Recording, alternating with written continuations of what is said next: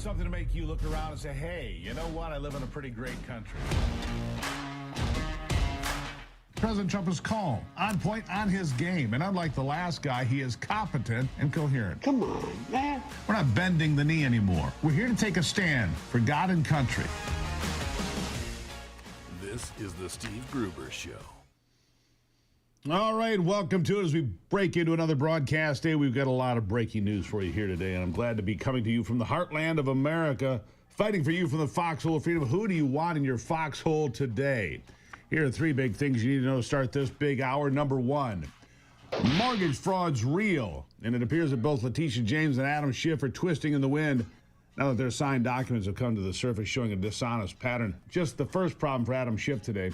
Number two, in Jersey, the folks there, like other places in blue states, getting crushed by electric bills that are 3 times higher than they were just a couple of years ago, they are turning red. And number three, breaking news. Right here in my hand, a whistleblower. A Democrat whistleblower has come forward to identify Adam Schiff as telling staff members that he was going to release classified information to hurt President Donald Trump. It was intentional. The whistleblower, I've got the documents here. The whistleblower said, you can't really do that. It's illegal. And the whistleblower was cautioned. I don't know if it's a man or a woman. I have no idea. The whistleblower was cautioned to be told, we won't get caught, by other members of the room. We're told Eric Swalwell might have been in the room for a couple of these events.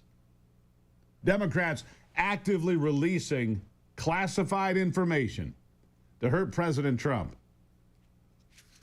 An intelligence staffer working on the House Democrats called the alleged behavior treasonous and illegal, according to John Solomon. We're going to have comments from him just a little bit later in the program.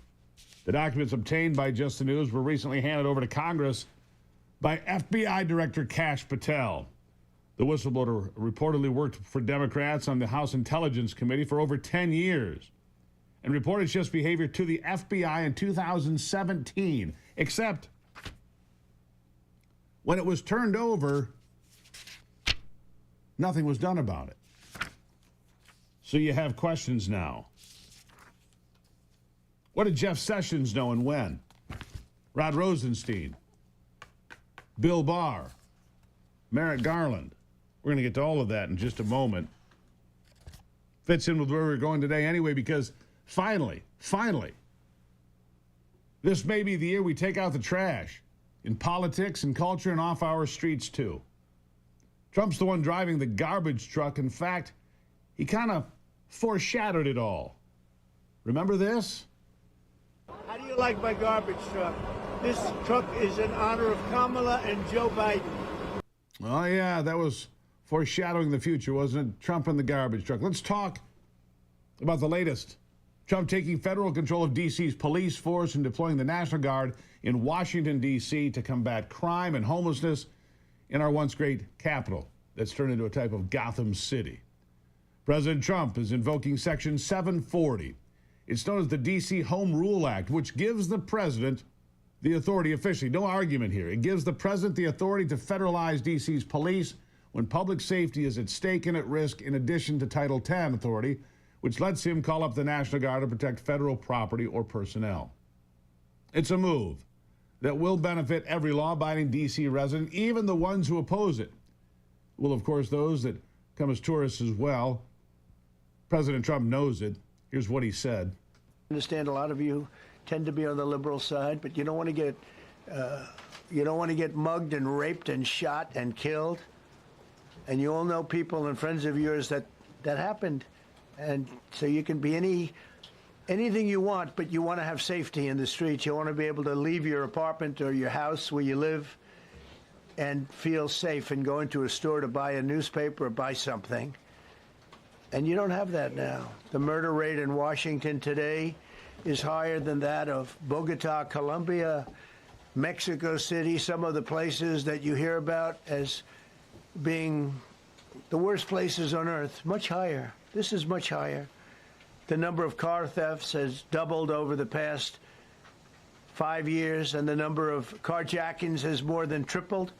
Murders in 2023 reached the highest rate probably ever. They say 25 years, but they don't know what that means because it just goes back 25 years. Can't be worse. Our capital city has been overtaken by violent gangs and bloodthirsty criminals, roving mobs of wild youth, drugged-out maniacs and homeless people. And we're not going to let it happen anymore. We're not going to take it.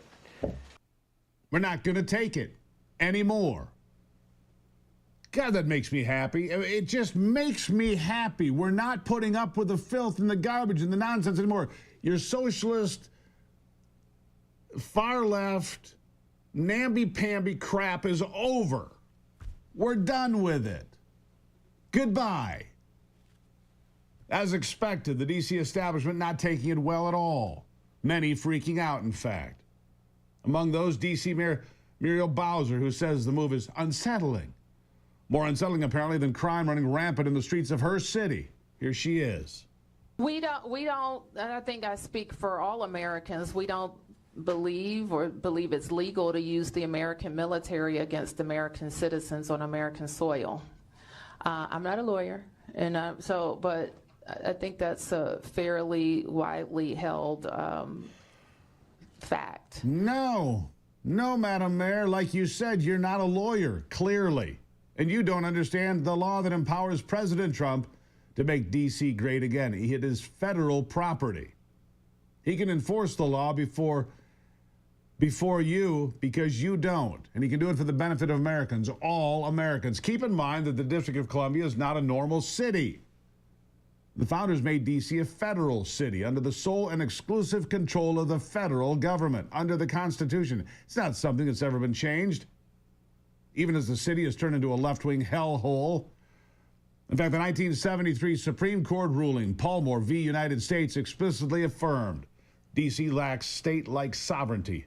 And the government's authority over D.C. is full and complete, not constrained by the 10th Amendment, which empowers states' rights. They don't have that. But despite routinely being in the top 3 or 4 for murder and violent crime, those on the left remain in full denial. The district's attorney general says there's no crime emergency.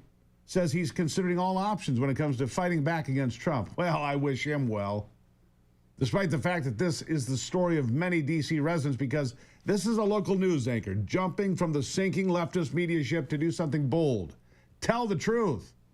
Watch this. Much about the numbers, and yeah, usually that's how you play devil's advocate, is you talk about, oh, well, stats say crime is down. However, I can tell you firsthand here in downtown D.C. where we work, right here around our bureau, just in the past 6 months, there were 2 people shot. 1 person died, literally 2 blocks down here from the bureau. It was within the last 2 years that I actually was jumped walking just 2 blocks down from here. And then just this morning, one of my coworkers said her car was stolen a block away from the bureau. So we can talk about the numbers going down, but crime is happening every single day because we're all experiencing it firsthand while working and living down here. God bless her. Good golly. She might be on leave today from the ABC affiliate in Washington, D.C., but for telling the truth, God bless her. All right, we'll talk about homelessness when we come back. It's a new day in America, and God bless us for that. It's the Steve Gruber Show.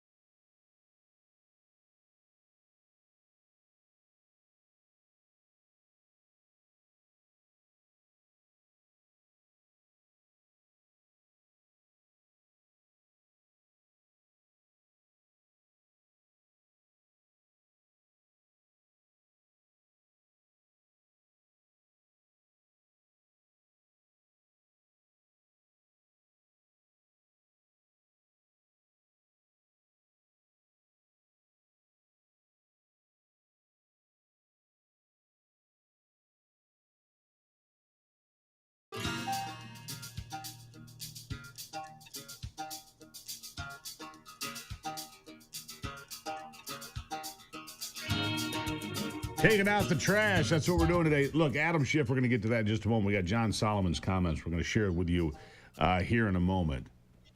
When it comes to homelessness, liberal advocates say Trump's plan won't work either. Of course they do. Why? Because they say they just need more money for affordable housing. And 10,000 other socialist utopia ideas, by the way, they claim would finally work this time around if they just had more money. Just more money. Newsflash. D.C. will spend over $1 billion this year alone on affordable housing, more than $500 million on that directly on homeless care. $500 million on homeless care, and the rest being spent to help pay other people's rent and so on and so forth. How's it worked? Psh, please. You don't need more money. You need to take the problem seriously. A drug addict is still a drug addict, even if he has a free apartment to flop in. And a drug addict isn't going to hold down a job to pay for that apartment now or ever. Not without ending the addiction. Not without ending the addiction or dealing with it. I hope we'll see crime and homelessness bottom out, just like we've seen illegal border crossings drop to almost nothing. The National Guard has been helping out ICE get through immigration paperwork all over the country because there's just that many arrests, and good riddance. Just over the weekend, dozens of illegals convicted of attempted murder, rape, domestic abuse, taken off our streets. Among those arrested by ICE agents over the weekend, 55-year-old Margarita Camarona Ramos of Mexico, convicted of attempted murder and aggravated battery in the sanctuary jurisdiction of Cook County, Illinois, as well as 45-year-old Angel Manuel Marquez Guachichula of Ecuador. Why do they all have four names? I don't know. Convicted of rape in Dayton, Ohio. These are the pieces of garbage being defended by some on the left and being shown the door by us. These are the Biden gotaways.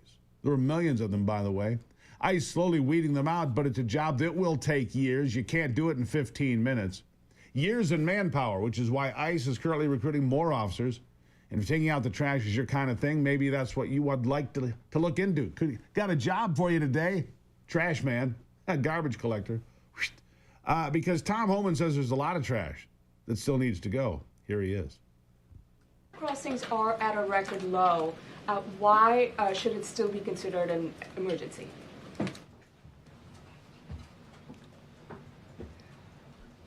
It's because of what has happened on the last administration.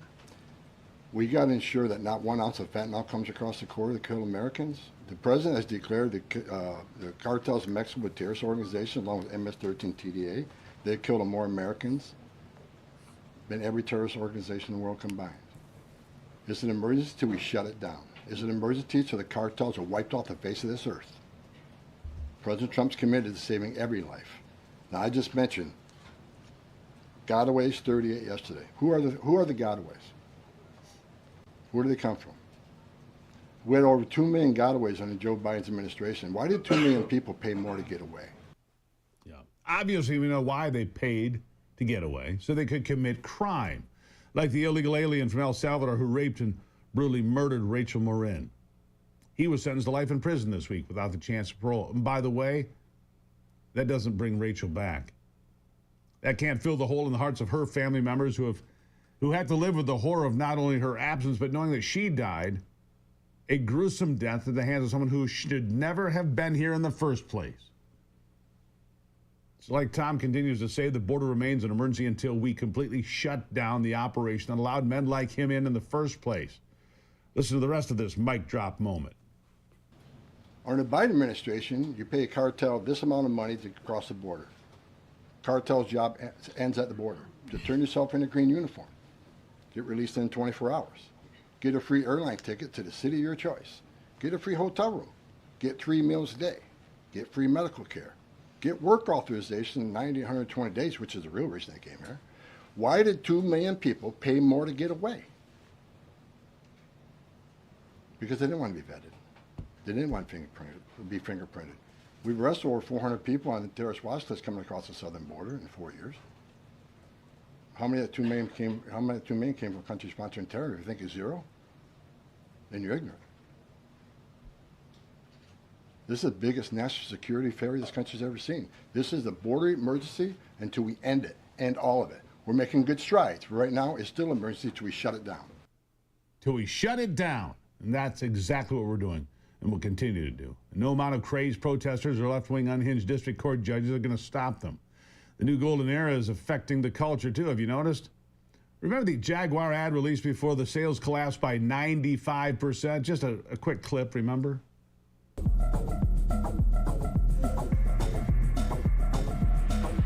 Yeah, enough of that.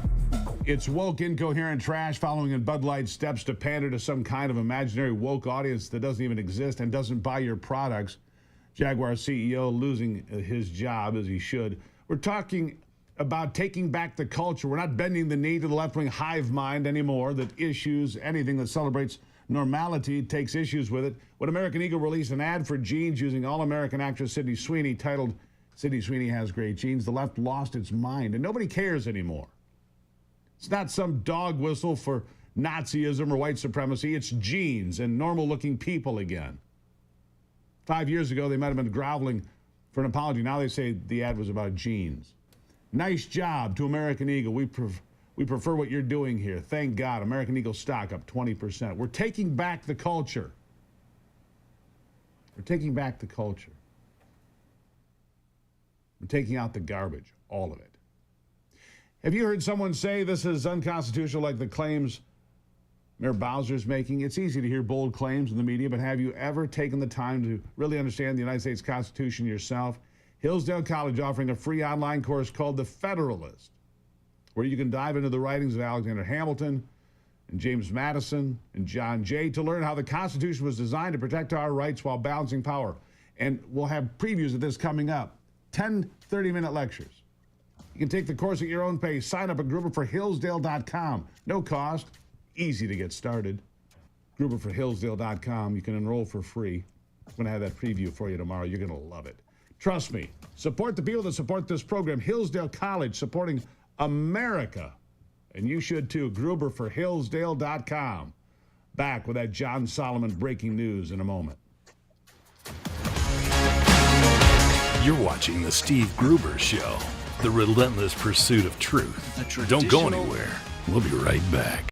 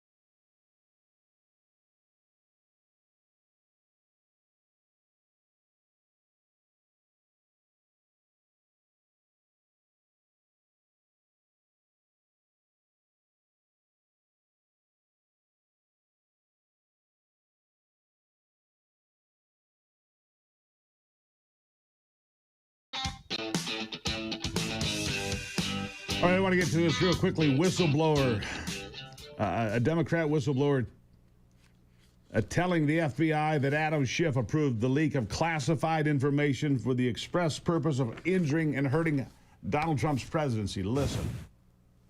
Big story, and this is a Democratic whistleblower, and there might be other Democrats implicated as well, like Kinzinger. Yeah, well, one of the guys that's in here is Eric Swalwell. Now, that is secondhand information from the whistleblower, but the whistleblower actually attended a meeting with Adam Schiff when he was ranking member. Yeah. I stand corrected. It was. They both hate Trump, so I kind of mix them up. Yeah, they all merge together these days. Listen, this whistleblower literally sat in a meeting, he tells the FBI, where Adam Schiff authorized the leaking of classified secrets to dirty up Donald Trump and to try to build towards either a select committee in Congress or a special prosecutor. This whistleblower was a career intelligence officer. He had worked for the House Intelligence Committee, Democrat staff for a dozen years when he came forward to the FBI. He gave 4 interviews. He gave very specific information to the FBI, and nothing happened. Why?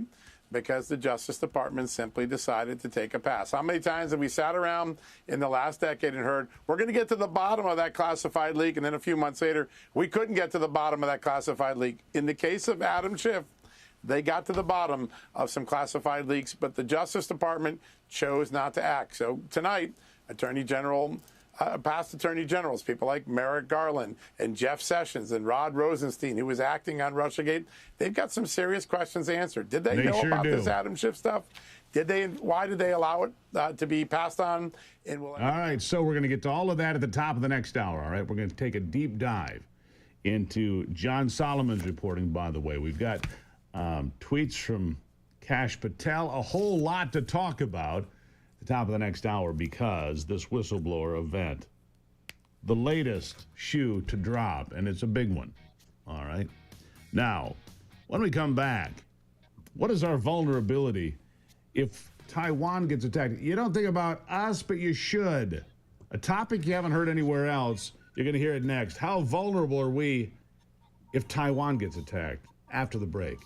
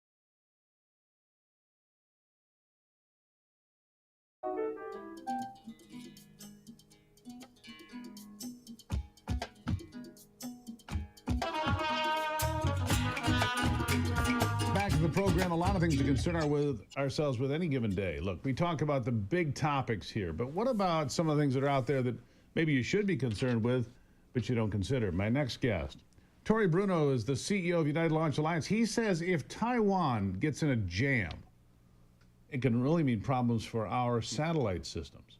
Tory, thank you for being here. Oh, my pleasure, Steve.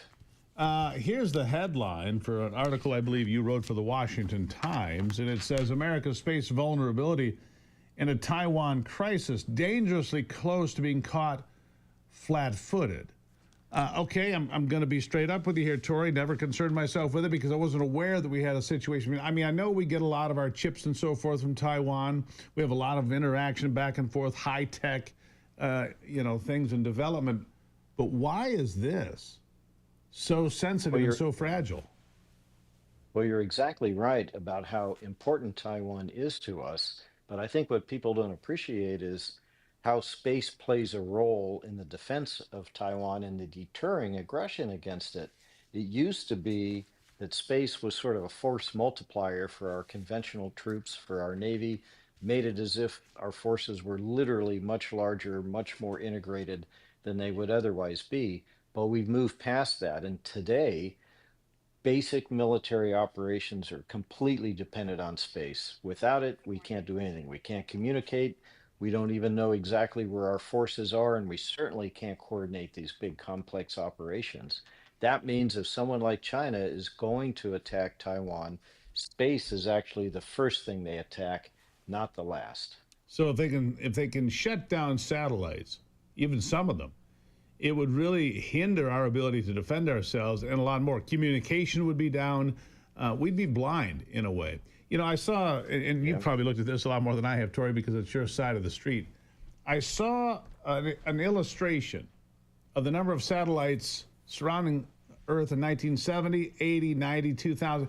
Today, it looks like we are just blanketed with satellites. How they don't run into each other is beyond me, but that's for smarter people than myself that understand mathematics very well. I mean, we have so many satellites up there at any given moment, thousands, right? If they were able to knock out just a few of them. And I've got to believe we have the same ability. We have the same plan, but you are concerned here because you say get caught flat-footed. Why would we get flat-footed and not be able to defend ourselves when we probably have similar technology? Well, actually, we have better fundamental technology than China has, at least 2 generations ahead. But what they have been doing that we have not is applying the technology to anti-satellite weapons. They have weapons in orbit now. They have weapons on the ground that can fly to space, especially to the low Earth orbit regime. And we don't really have that capability, and we certainly don't have the ability to defend very effectively against it. So that's the flat-footed part. And an invasion of Taiwan begins with an attack on space. And if we can close that door, then in a way, we close off that attack on Taiwan completely. But we're not in a position to do that today. So we have seen an advancement in laser technology, an advancement in magnetic pulse technology. What is China doing that we are not when it comes to those satellites that are up? I see a term satellite inspector in some of your writings here. Tell me what is a satellite inspector? Obviously, it's not a guy that shows up in a van to go look at the satellite, right? It's not that. But what is a satellite inspector? Yeah, a satellite inspector is another satellite in orbit, a Chinese satellite that can fly right up to one of our critical assets and either, quote, inspect it, which really means spy on it, intelligence gathering, or actually harm it, disable it, attack it. So let me ask you this.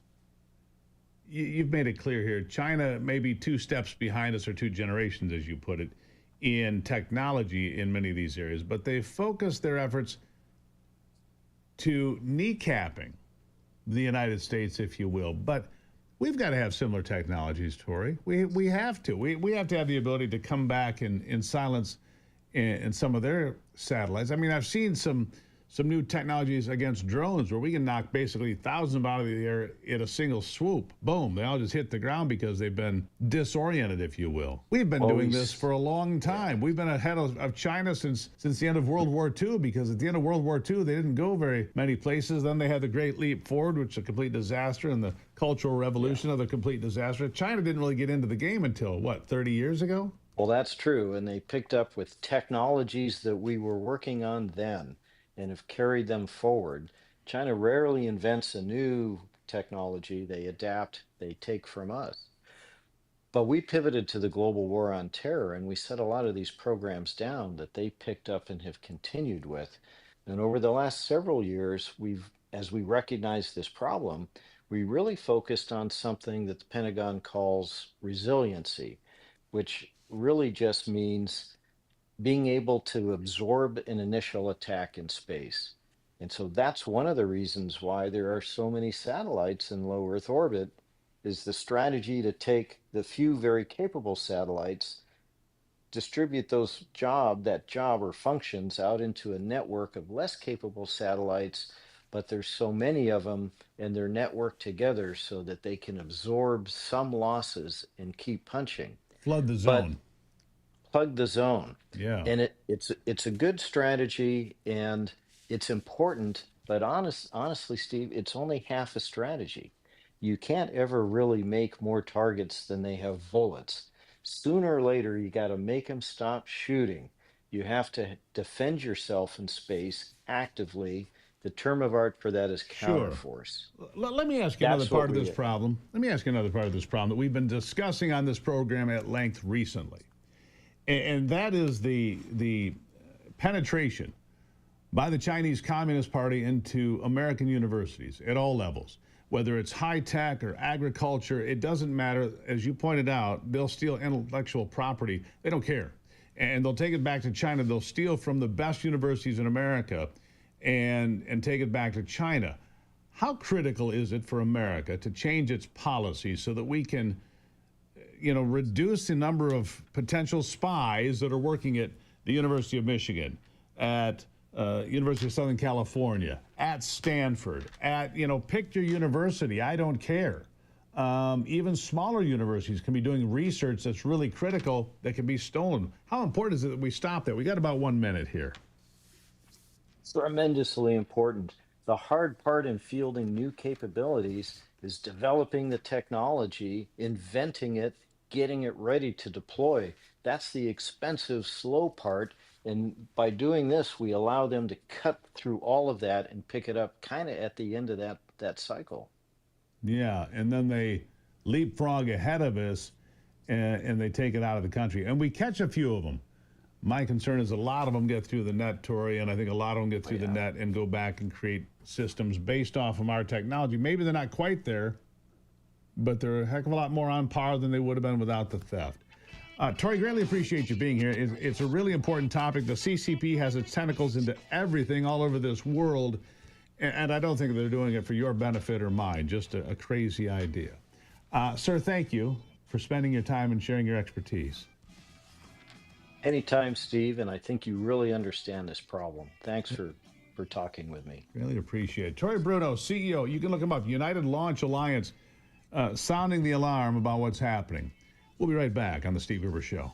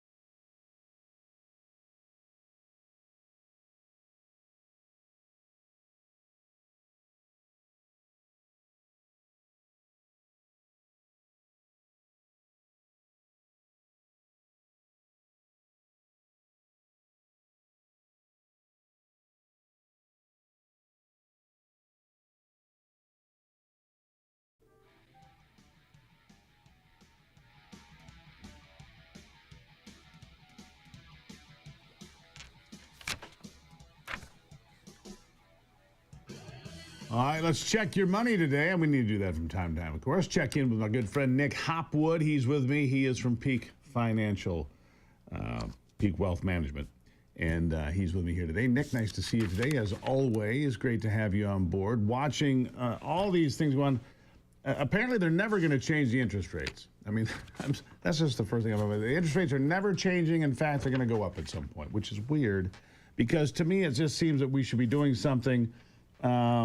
Although you say the market's predicting an 80% chance. I'm taking the under on this, Nick. I don't think they want to change the interest rates. You say it's an 80% chance that they're going to cut interest rates. I think they should. I think it would help out people trying to buy houses and used cars. Nice to see you this morning. Why your prediction? Thanks for having me. I would guess, based on the market's 88% chance that the Fed will cut in September. We do have some important data coming out today. The inflation number will be this morning at 8:30. That will be very important because last month ran a little hot at 2.7%, and today's prediction from the economists is 2.8%. So it's going in the wrong direction, and that could stop the Fed from cutting, like you said. Yeah, that's what I just feel like. I just don't think that Jerome Powell wants to help out Donald Trump, and therefore, by extension, doesn't want to help. I mean, right now, wouldn't it help people if they could get a 1/4% rate cut on buying a used car, lowering their rates on their credit card debt, whatever it might be? Wouldn't that just help ordinary folks? It would, and that's the idea, is to jumpstart the economy with cuts. But from a savings and investment perspective, remember, your money market rates would fall by the equivalent amount of the Fed rate cut. But for our longer term investors, it's important to understand, we would expect rates across the board to drop eventually, and that will help our bond investors, our fixed income investors. It should be a good environment for savers and investors who are conservative. All right, well, I guess I'm a mixed bag when it comes to that. All right, let's see here. We were just talking about this. You were listening to the fellow before, Torrey Bruno, talking about the damage that could be done if China goes after Taiwan in an aggressive fashion. The damage that could be done. You pointed out to me that all NVIDIA chips and AMD chips are built in Taiwan. I mean, it's a pretty critical supply chain, isn't it? There's no doubt. Actually, the company Taiwan Semiconductor is the manufacturer for NVIDIA and AMD. Intel is the only company that manufactures their own chips here in the U.S. So Taiwan Semiconductor is creating factories that are not yet operational in the U.S. So they're going in the right direction. But if something were imminent, it would be a disaster, because a lot of people argue that NVIDIA is the most important company in the world right now with the AI spend. So if they're the most important company in the world, and they're under the shadow of China, then why do we let that go on? Why don't we move NVIDIA out, bring them here, do something? I mean, wouldn't that be the smart move?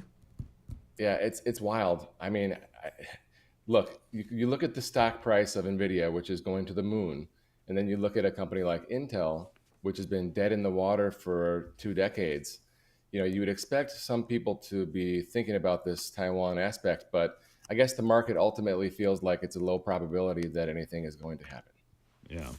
And would China destroy NVIDIA on their way in? They'd probably try to avoid that, I would suppose.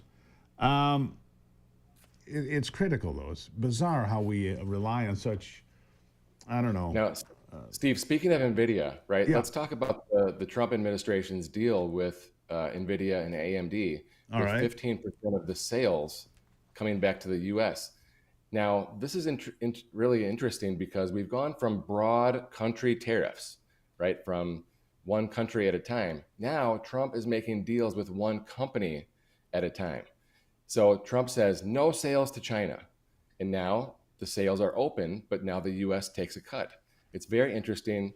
There probably will be some legal issues. I'm not a lawyer, but this is what I'm hearing.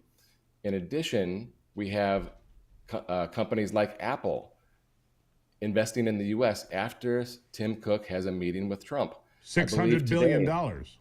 Yeah. It's like every time the CEO comes to Washington, there is some sort of negotiation, and Trump says, we're going to eliminate your tariffs as long as you bring money back home. So it's really shifted from country to company specifics. And what do you think what does that portend long term then? Well, your crystal ball is as good as mine as far as that goes, but I think that it's going to lead to a lot higher U.S. tax or tariff tax revenue, right? So that's good for the deficits, hopefully. That's right. my first, that's my gut feel. All right. So stock buybacks. I want to get to this. We got a minute and a half left here. Stock buybacks are on track to reach an all-time high this year. You've got a graph for those folks watching on YouTube and elsewhere. What do you got for me? Yeah, you can see that 2025 is going to be the largest year ever for stock buybacks. But let's contrast this with the dividend yield, right? The dividend yield on the S&P 500 is about as low as I can ever remember at 1.1%. So we have highest buybacks and lowest dividends. So let's look at Apple. Apple has a $100 billion buyback program this year, which equates to a 3% amount of their market cap, whereas their dividend yield is only 0.45%. And so a lot of analysts like to add those numbers together and say Apple has a yield of 3.45%. But if you are an investor looking forward to dividend income, you're just relying on the price going up. You're not really getting much cash flow. Yeah. So I think that's pretty interesting. Pretty interesting. All right, we got 20 seconds here. The Bureau of Labor Statistics seems to be a disaster. Trump pointed it out. The left goes crazy, but their numbers are so off, and off by 1 million jobs when Biden was in office, they said. Can we fix this? I mean, when you make decisions, you have to have good numbers. You got 10 seconds for the answer. Yeah, Trump fired the head of the Bureau of Labor Statistics, so that's one step in the right direction. But the methods are so antiquated, phone calls, and literally people going around to stores in each city. It's ridiculous. Oh, well, there you have it. You want to get a second opinion, please do peakwm.com. You can talk to Nick anytime. peakwm.com/Gruber. Get a free Roth conversion analysis and talk to my good friend Nick Hopwood. Nick, thank you. Thank you. There you have a quick break. I'll be right back.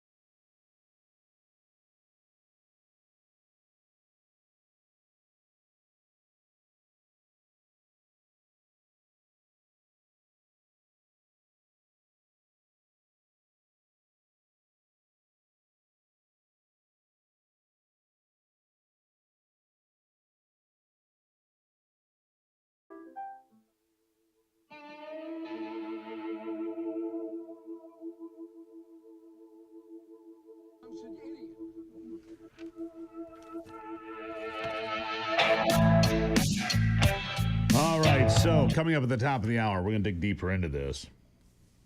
This whistleblower revelation is huge. All right, it is. The whistleblower revelation is huge. We'll have more from John Solomon. Adam Schiff approved classified leaks to target Donald Trump. He was the leaker in chief. He was the one leaking classified information, according to not a Republican, but a Democrat whistleblower who said, whoa, you can't do that. The whistleblower telling his story in 2017 to the FBI. And nobody did anything. We're going to share the story here in just a few minutes, and you do want to hear it. So stick around for that. Big story coming. While the elites got rich off crypto, hardworking Americans like you got the crumbs. Block Trust IRA changing that, bringing the crypto opportunity to real Americans like you. With crypto fueling President Trump's America First economic miracle, now is your chance to join the movement. The Animus AI trading program runs 24/7, crushing old school strategies and helping patriots like you build serious wealth just like the elites. It's been named the #1 crypto tech platform by Bitcoin Magazine. Block Trust IRA offers up to $200 million in protection. Its clients are seeing returns sometimes as high as 250%. It's remarkable. Whether you're a teacher, a trucker, a retiree, or small business owner, this is your time. You can get it to $2,500 in bonus crypto. Sign up now. SteveGruberCrypto.com. SteveGruberCrypto.com. Making retirement great again. All right, coming up at the top, whistleblower fingering Adam Schiff as the bad guy, as the leaker. Boy, it's been a tough week for Schiff. Mortgage fraud, and now this? Oh, boy, I'd lawyer up twice. It's the Steve Gruber Show.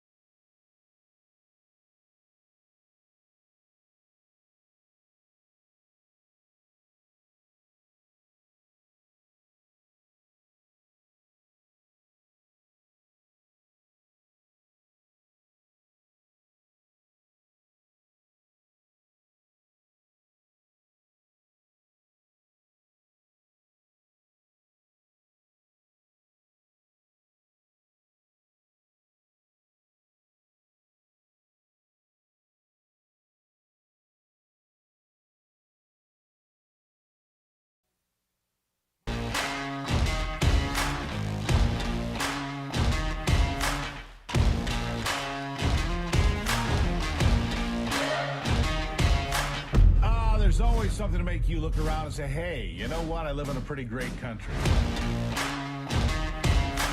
President Trump is calm, on point, on his game. And unlike the last guy, he is competent and coherent. Come on, man. We're not bending the knee anymore. We're here to take a stand for God and country. This is the Steve Gruber Show. All right, and welcome to it. We've got a lot to cover here today. Glad to have you on board the Truth Train.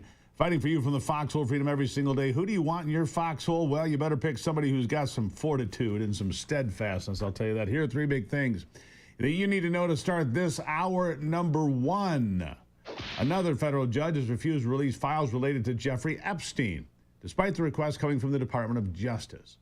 Number two, the countdown is on to the Alaska summit if it really is going to happen. And if it appears so, well, then Vladimir Putin would be there. Donald Trump would be there. Can they end the Democrat-backed war in Ukraine? Maybe. But number one is this. This is the big thing today, an exclusive from John Solomon at Just the News. And I'll give you the headline. Then we'll hear from John Solomon in a moment. Democrat whistleblower told FBI that Schiff okayed leaking classified intelligence to hurt Donald Trump. FBI Director Kash Patel released the bombshell documents to Congress, showing how agents traced classified leaks to sources, but the Department of Justice did not act. Can we bring that music down, please? A career intelligence officer who worked for Democrats on the House Intelligence Committee for more than a decade repeatedly warned the FBI beginning in 2017 that then Congressman Adam Schiff approved leaking classified information to smear then President Donald Trump over the now debunked Russiagate scandal. All according to bombshell FBI memos released by Kash Patel to Congress. And John Solomon, of course, got it all. The FBI 302 interview reports obtained by Just the News state the intelligence staffer, a Democrat, who described himself as a friend of both Schiff, now a California senator, and former Republican House Intel Chair Devin Nunes, he considered the classified leaking to be unethical, illegal, and treasonous, but was told not to worry about it because Schiff believed he would be spared prosecution under the Constitution's speech and debate clause. No publicly disclosed opinion from the Attorney General or the Solicitor General can be found making that determination as a matter of law. Schiff is in real trouble here. Officials told Just the News that the DOJ showed little interest at all in pursuing Schiff when the allegations were brought to them years ago. Jeff Sessions, Merrick Garland, Bill Barr, who dropped the ball here? All of them? Rod Rosenstein, who dropped the ball here? In his most recent interview with the Bureau in 2023, the whistleblower, whose name is redacted, told agents from the FBI's St. Louis office that he personally attended a meeting in which Schiff authorized leaking classified information. He was there. And I'm going to read from the document released. When working in this capacity, the whistleblower was called to an all-staff meeting by Schiff. In this meeting, Schiff stated the group would leak classified information. Classified information he would leak intentionally, which was derogatory to President of the United States, Donald Trump. Schiff shared the information would be used to indict President Trump. He was going to release classified information to smear the president in the attempts to jam him up legally. It's a coup. Adam Schiff should be in handcuffs today and perp walked to jail, where he should stay for the rest of his natural life. John Solomon, appearing with Hannity last night, talked about it. Here's what he said. This whistleblower literally sat in a meeting, he says, he tells the FBI, where Adam Schiff authorized the leaking of classified secrets to dirty up Donald Trump and to try to build towards either a select committee in Congress or a special prosecutor. This whistleblower was a career intelligence officer. He had worked for the House Intelligence Committee, Democrat staff, for a dozen years when he came forward to the FBI. He gave 4 interviews. He gave very specific information to the FBI. and nothing happened. Why? Because the Justice Department simply decided to take a pass. How many times have we sat around in the last decade and heard, we're going to get to the bottom of that classified leak, and then a few months later, we couldn't get to the bottom of that classified leak. In the case of Adam Schiff, they got to the bottom of some classified leaks, but the Justice Department chose not to act. So tonight, past attorney generals, people like Merrick Garland and Jeff Sessions and Rod Rosenstein, who was acting on Russiagate, they've got some serious questions answered. Did they know about this Adam Schiff stuff? Why did they allow it to be passed on? And will anything happen in the current Justice Department? My question, wasn't it a hearsay so-called whistleblower that led to the entire Ukrainian impeachment? Just refreshing my memory. Yeah.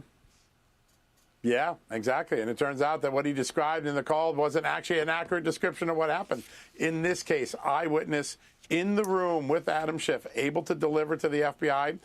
The good news is that Akash Patel has gotten these documents to Congress. By the way, this is the first of several major leak investigations we're going to see over the next several days. You're going to see other major people that were clearly identified by the FBI as having leaked classified secrets. Their own staff turned them in when interviewed by the FBI. Nothing again happened. It's a common pattern.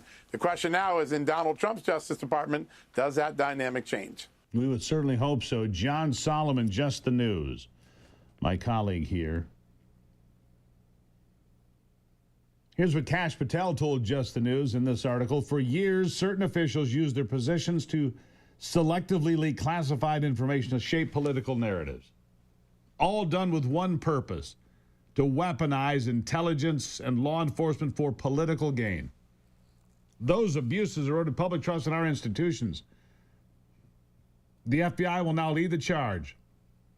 With our partners at DOJ and Congress, we'll have the chance to uncover how political power may have been weaponized and restore accountability, he says. Oh, and by the way, it's just the beginning. Patel sent to the House Judiciary Committee and identified several classified leak schemes carried out by senior government officials over the last 10 years. Several classified leak schemes. They're going to date back to 2016. You watch. Mostly 302 reports, which is explained by one criminal defense lawyer, allow the FBI to draft a memo in paragraph form of what the witness said. It can be done 1 page, 20 pages, depending on the length of the interview. Adam Schiff.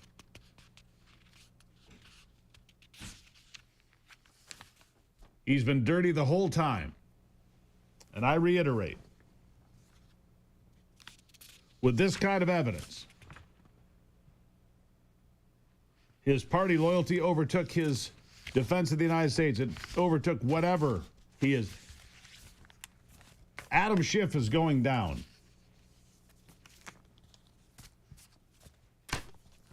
Adam Schiff did commit treason and tried to subvert the president of these United States. They almost got away with it. Almost. I'll take a break. This is the Steve Gruber Show.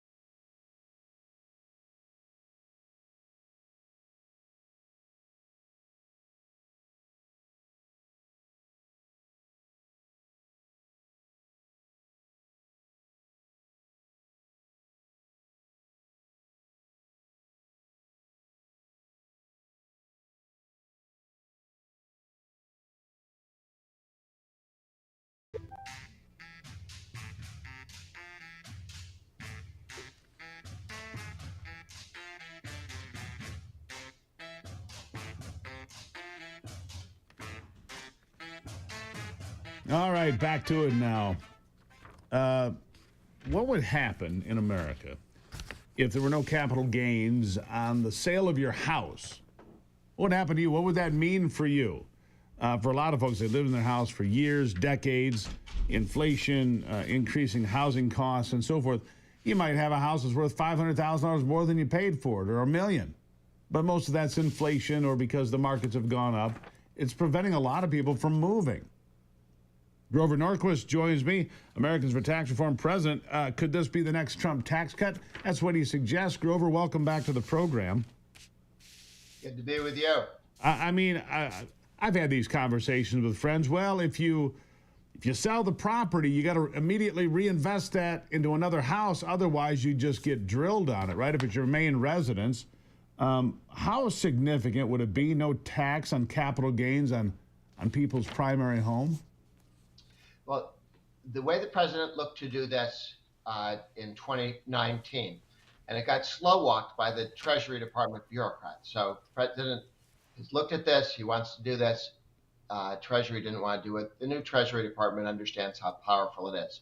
What they're looking at doing is saying, you would never again pay capital gains taxes on inflation, not on when you sell your house, not when you sell stocks in the stock market or inside your mutual fund or your pension. If you are a farmer and you sell your farm or your ranch, you do not pay capital gains on the inflation that takes place during your lifetime. It's a rather significant tax cut for anybody with a home. If you held anything during property, land, stock, house during the years of Biden's presidency, 20% of what you got is inflation. If you held a house, if you bought a house when Carter was president, and you've held it since then, there's another 25% of Jimmy Carter's inflation, plus the 1 or 2% every year for 40 years. You can see how, in many cases, more than half of what you pay taxes on is not real. It's inflation. And so saying, what'd you buy the house for? What'd you buy the stock for? What'd you start with a farm when you started your small business? What was it worth? What's it worth now? Take out the inflation, only pay taxes on the real gain. I've talked to the folks at the realtors. They think it would dramatically increase people's willingness to sell homes, not wait until they pass away and do the step up in basis. Right. And sell it 20 or 30 years earlier so that they could do something with that money. So not only can you do something with that money, but you point out something else important here. We have, in many places, a housing crunch. And if older couples feel like they're handcuffed to their property because of the taxes, and they're like, I would leave, except I'm going to have to pay this pile of taxes that I don't want to pay. Man, it could free up some housing, couldn't it? Absolutely. You're talking about larger houses where a family raised a bunch of kids and now mom and dad are still there, but they don't want to sell it because of the tremendous capital gains tax, most of which is on inflation. And so they hold it and hold it and hold it. If you're not taxing inflation, you would pay a much lower tax and you could sell the property years earlier and use that as part of your retirement. Yeah, so if you're adjusted for inflation, I'm just here doing the math, man, you would allow people to have access to the money they've saved, even inflation notwithstanding, allow them to retire, allow them to invest in other places, allow them to buy smaller houses so big families could move into the big house or whatever it is. It would spur economic growth if they start investing in more stocks, in more, maybe they just go out to dinner more, and invest in the local economy. All of that helps, right? The economists call it unlocking capital. You own a stock, you don't want to sell it because it's been around so long, so much of it's inflation on the gain. You don't want to pay that very high tax. And so you hold on to a stock that isn't what you'd be invested in if you were making the first choice, or the size of your home, or where the home is, All of these decisions are now being made by some idiot in Washington who inflates the currency and makes you stay where you are and then takes your choices away from you. It's a tremendous step forward. And whenever we've cut the capital gains tax rate, and this is in effect a capital gains tax rate, it's just the longer you've held something, the bigger the tax rate cut is. But it's driven by removing the inflation from taxation. This is an incredible opportunity to have capital be unleashed and let people redirect what they're working on. And it would increase the value of your home because when you sell it, you get to keep most of what you... Yeah, here's the challenge. Yeah. Most of the people inside the Beltway in Washington are financially illiterate. There's the challenge you face. So can this get across the finish line? No Democrat's going to support this probably. Oh, you guys, we're going to steal from children and babies are going to die and old people are going to... And all the nonsense you hear every time. The fact of the matter is it's good for old people and for babies because the old people get to use their money and the babies get to move into the nice house.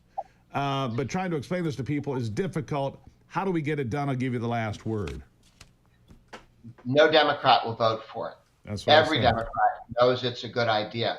Mr. Schumer, the head of the Senate, he passed this bill in the Senate, and it's been passed in the House. Now, it didn't get through all the way and go get signed, but the Democrats have all spoken. Schumer said, nobody should pay taxes on inflation. This is ridiculous. It is. The Democrats know better.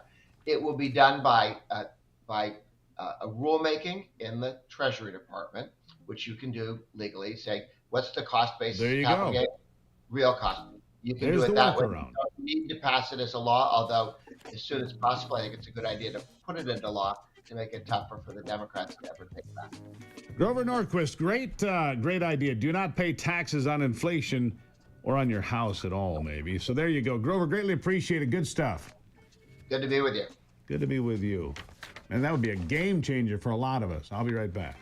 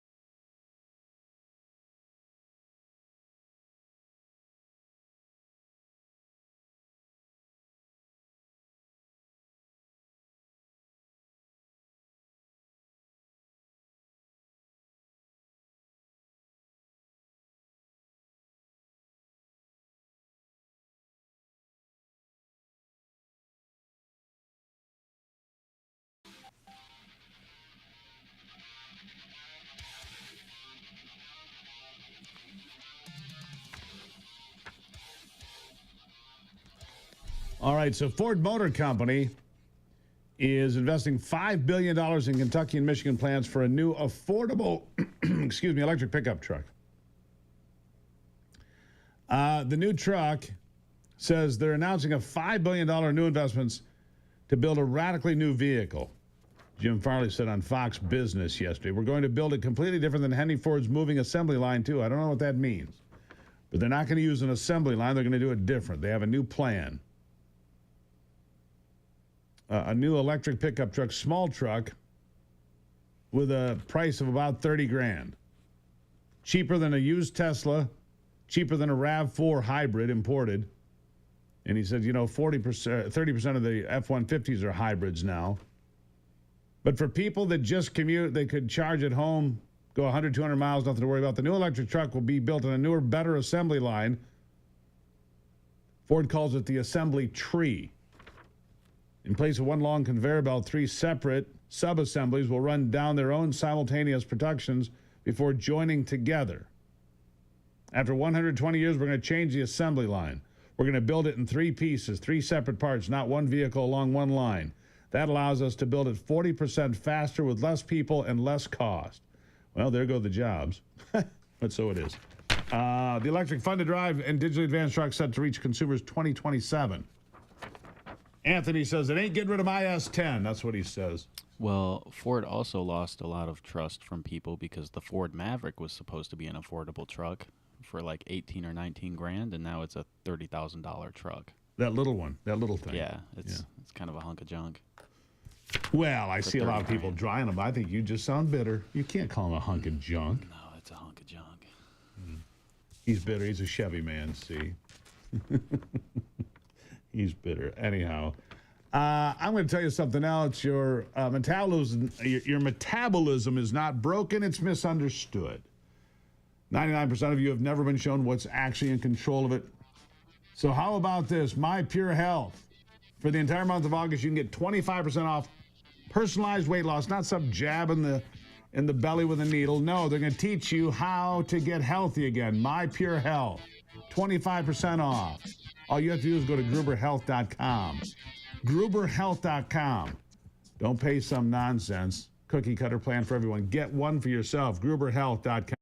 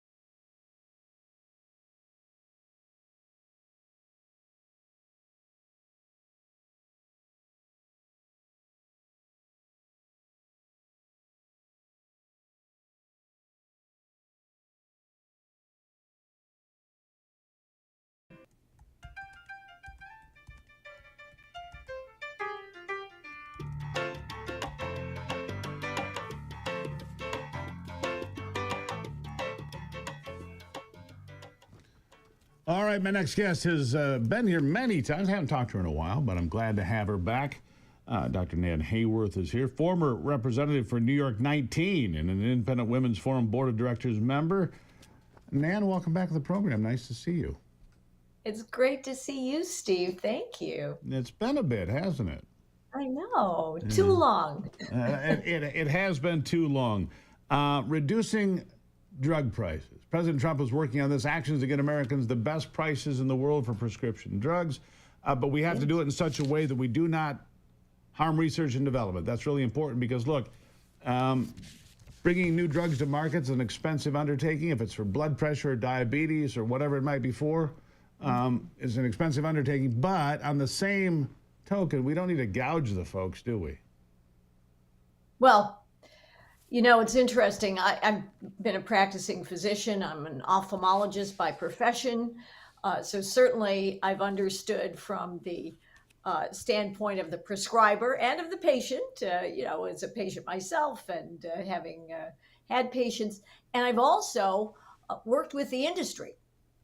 So I was a medical expert for a medical communications team, and we worked with industry. So I do understand that to do research the way it's expected to be done in the United States, when it's done according to the gold standard, it is very, very expensive. Billions of dollars to bring a new intervention to market. And of course, these days, Steve, as you know, that includes almost any disease condition you can think of. And, you know, we want to bring people to full health, to be able to maintain their health and to cure disease. But it is true, and painfully so, that the people of the United States essentially pay the price, pay the cost of those interventions, medications, biologics, instrumentation, devices that are brought to market in the United States and then around the world. We tend to pay the price. We subsidize the rest of the world, and that's not right. And President Trump is trying to address that issue. It is complicated. It is challenging. But it has a lot to do, obviously, with the way in which we deal not only with our own pharma industry, but with the way we deal with trading partners around the world as well. Absolutely. I mean, it does make a huge difference. And look, I appreciate that we help out the world, but we do too. Sometimes I just feel like we do too much of that. We can't subsidize the rest of the world at the expense of you, me, and our neighbors, right? Oh, I agree completely, Steve. And we have been taken advantage of. And one of the things that I know we all cherish about President Trump is that he's standing up for the United States. He's standing up for the taxpayers of the United States. I knew folks, and I'm sure you do too, who had a problem, even on the Republican side, who had a problem with President Trump's aggressive approach toward NATO, toward our NATO partners, to extract their full commitments from them. And this started in his first administration.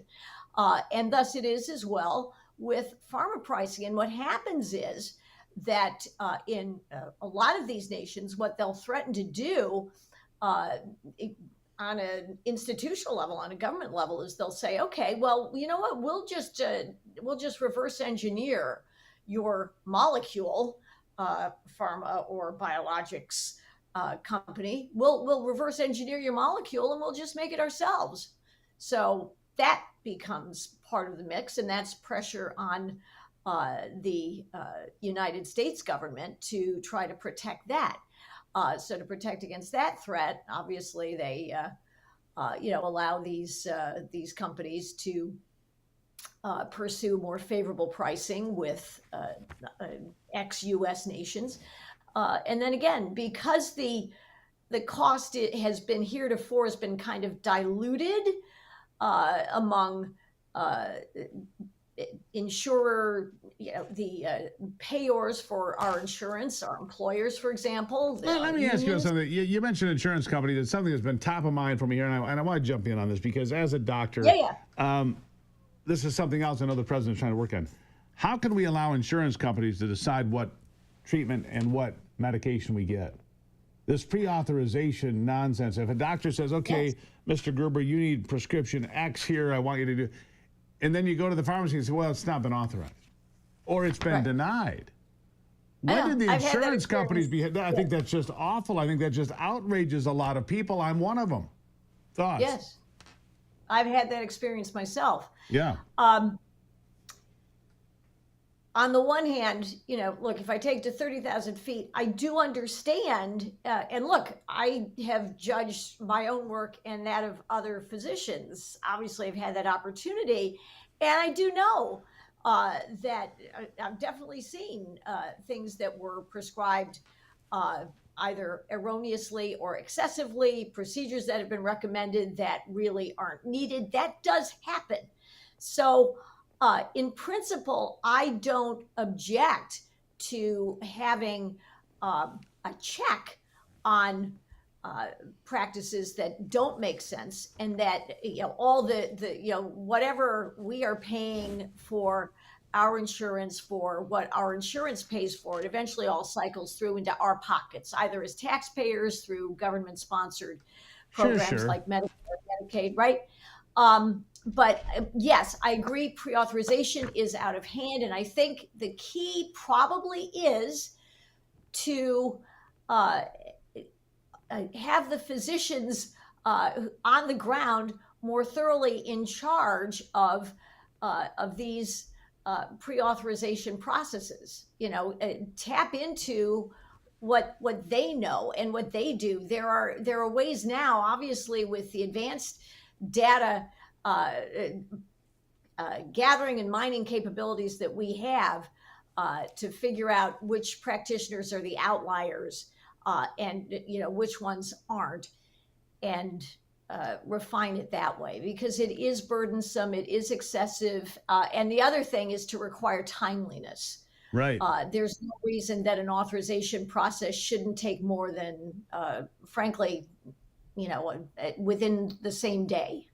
Right. It should take moments to me. I mean, Exactly. Anyhow, just the things that we're working. But it's nice to know that the administration, this president, are on the path of these things. So that's important, right? Yes. We're not just sitting here, sitting on our hands. He's finding ways that work for people, despite all the criticism from people that don't care what he does. They would criticize anyway. But he's on the path. We were just talking in the last section about, eliminating capital gains on the sale of a house. Well, that helps people. Yes. Lowering prescription drug prices. That helps people. This is real world help for real people in America. And I really appreciate Nan Hayworth. Always appreciate you being here, Doctor. Don't be such a stranger. I'm honored to be with you anytime, Steve. Always Thank like having so you, Nan. much. Thank you so much. It's All right. my Take a quick break. We'll be right back.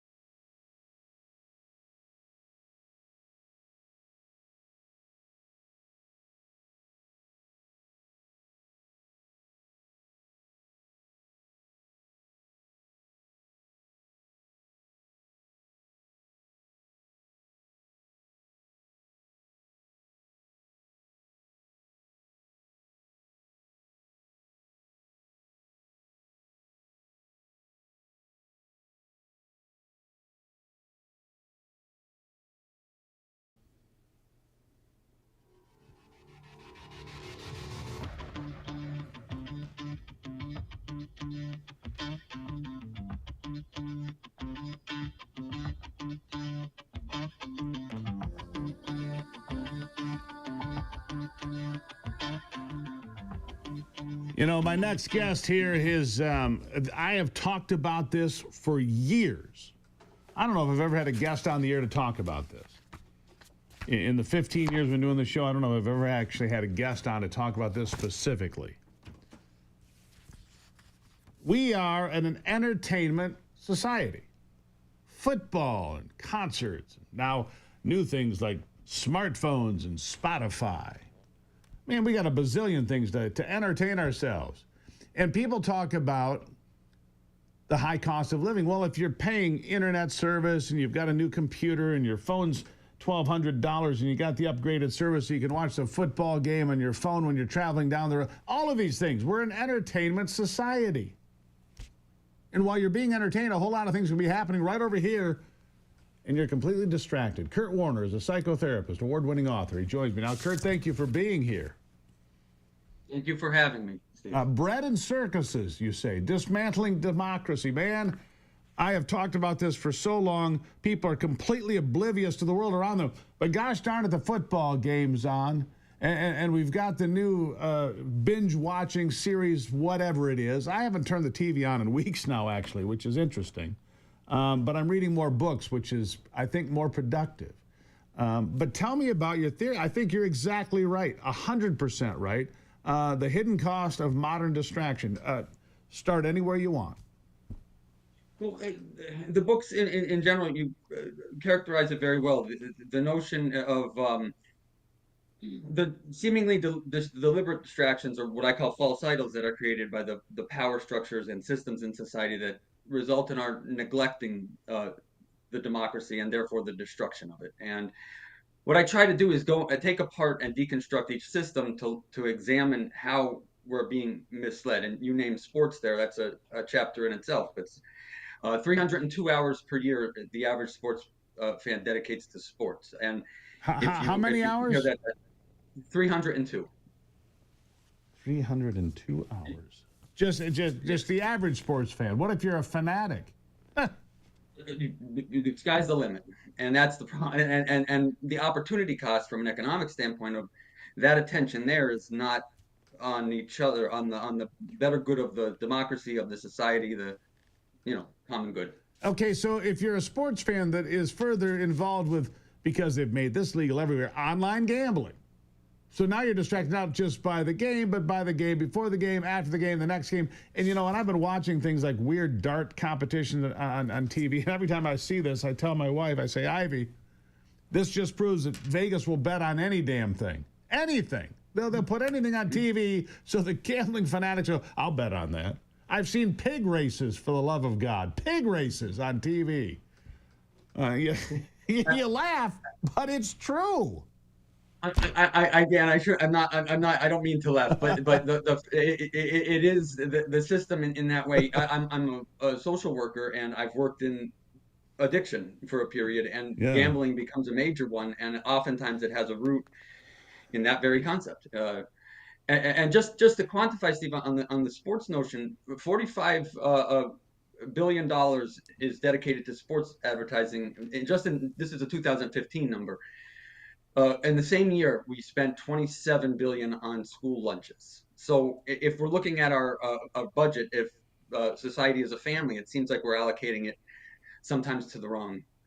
Our values. All right. Where do you live? Yeah. And where do you live? I'm in New York. Yeah, You're in New York. Upstate New York. You see, here in Michigan, we got a weed shop on every corner now, because that was going to be the great thing. We're going to sell weed, because that's going to be the great cure for society. Kurt, let me tell you something. It's been a big failure for society. Go check out Denver, anybody who's curious about whether I'm right or wrong about that. Another diversion. Hey, man, get high and have a good time and lay on the couch and don't do a darn thing. There's your day. I was going to go to work, but then I got high. We've all heard the song. Come on now. It's one diversion after another. How do we get anything done, Kurt? How do we accomplish anything?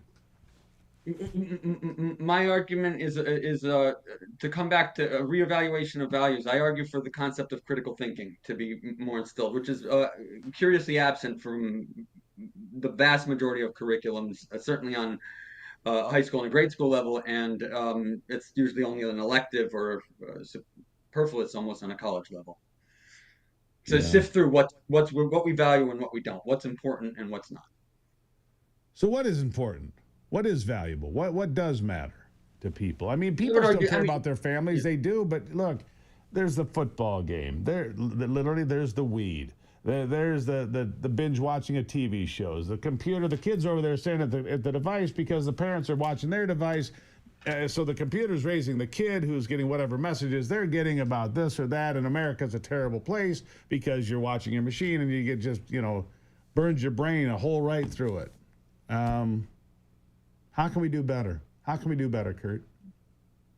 Well, that reevaluation of values, I truly believe that human beings, when we get right down to it, we can sift through what's important and what's not. And I think that when you talk about celebrities, 90% of us have I talk a lot about parasocial relationships in the book, and the notion that we feel we actually have a relationship with these people we've never met and who, by all context clues, would not care about us at all. But we believe that we have this relationship. 30% of us believe that we want to be them, and this notion I feel like is toxic. And if it were analyzed by the populace and critically thought about, we would get rid of it. It doesn't serve any good purpose. They're not our friends. It's like an imaginary friend as an adult, and it doesn't serve us any good function. And just wait, Optimus will be here soon, the robot. So then you will have an imaginary friend that's a robot that can take place of human beings, Kurt. And then we'll have that going for us. And then Optimus can place the bets for us when we're stoned on the couch. And everybody's happy. Anyhow, Kurt, you come back anytime. You were exactly right. We are distracted. We've got to do better. We've got to do better. Kurt, thank you. We do. Yeah, and thank you so much. That Juvenal was signaling that so many years ago, and I'm trying to say it now, and I thank you so much for having me on, Steve. You come back anytime. He's right. Get high, have a good time, don't do a damn thing with your life. It's sad, actually. Sports after the break.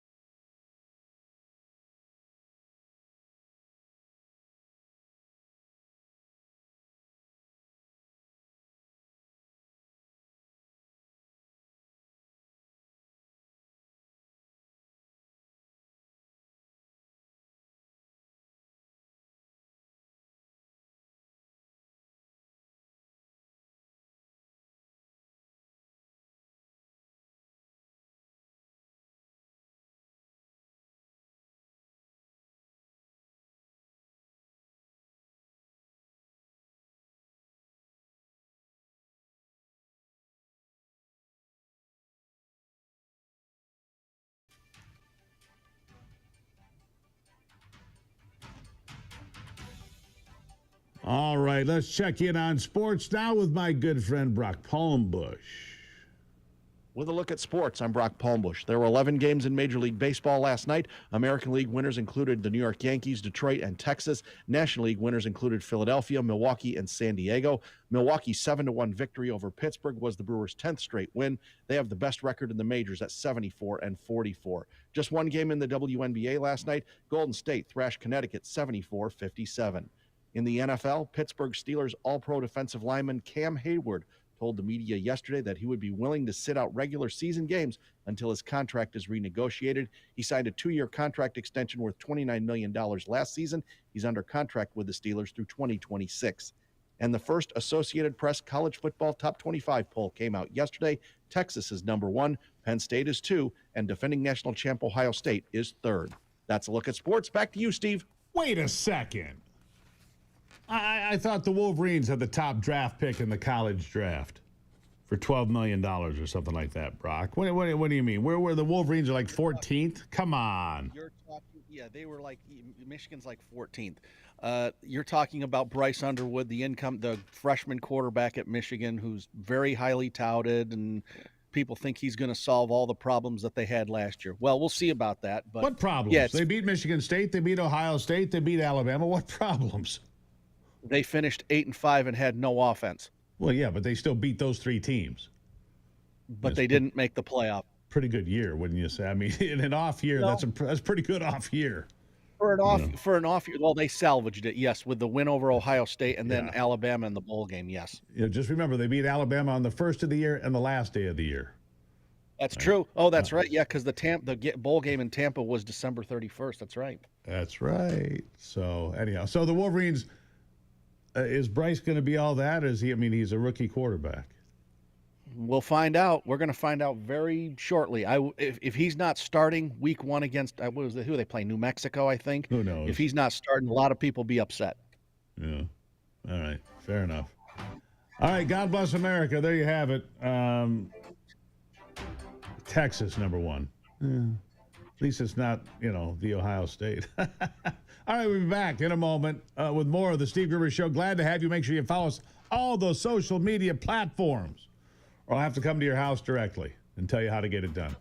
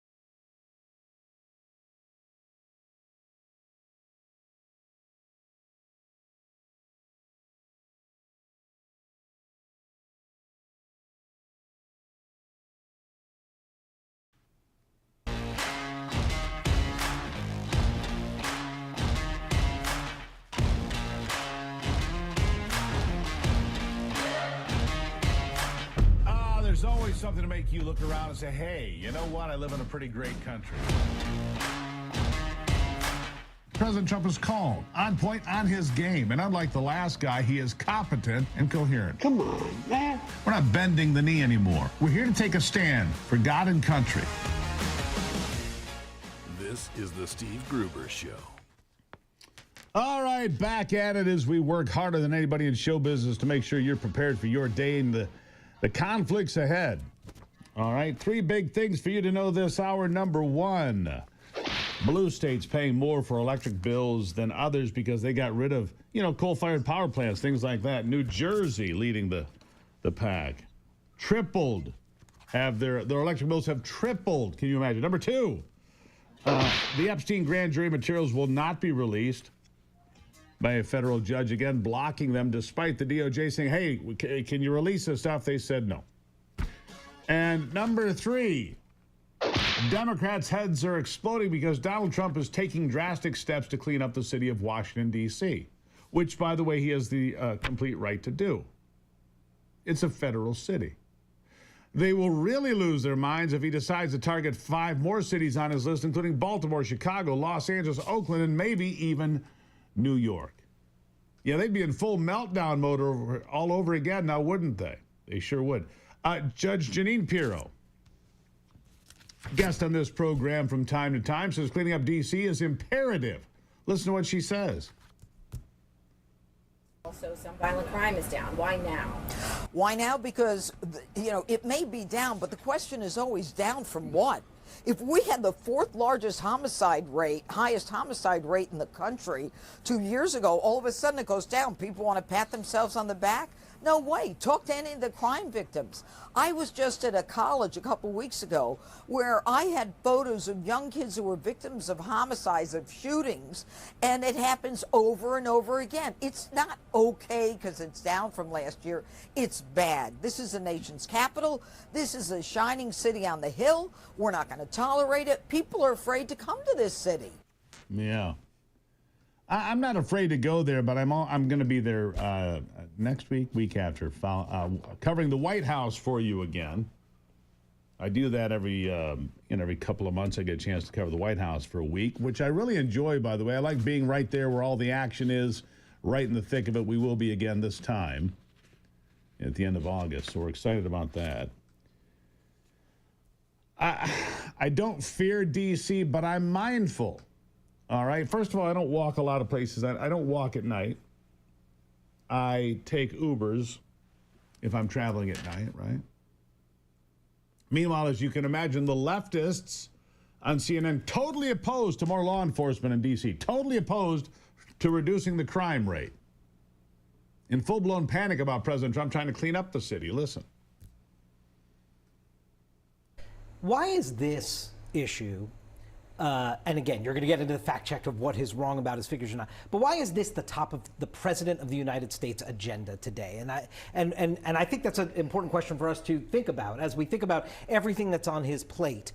Why is taking over law enforcement in the District of Columbia? Now, he made the argument as to why, and that it's a capital city, and that the way he sees it is that it is crime-ridden and needs to be changed.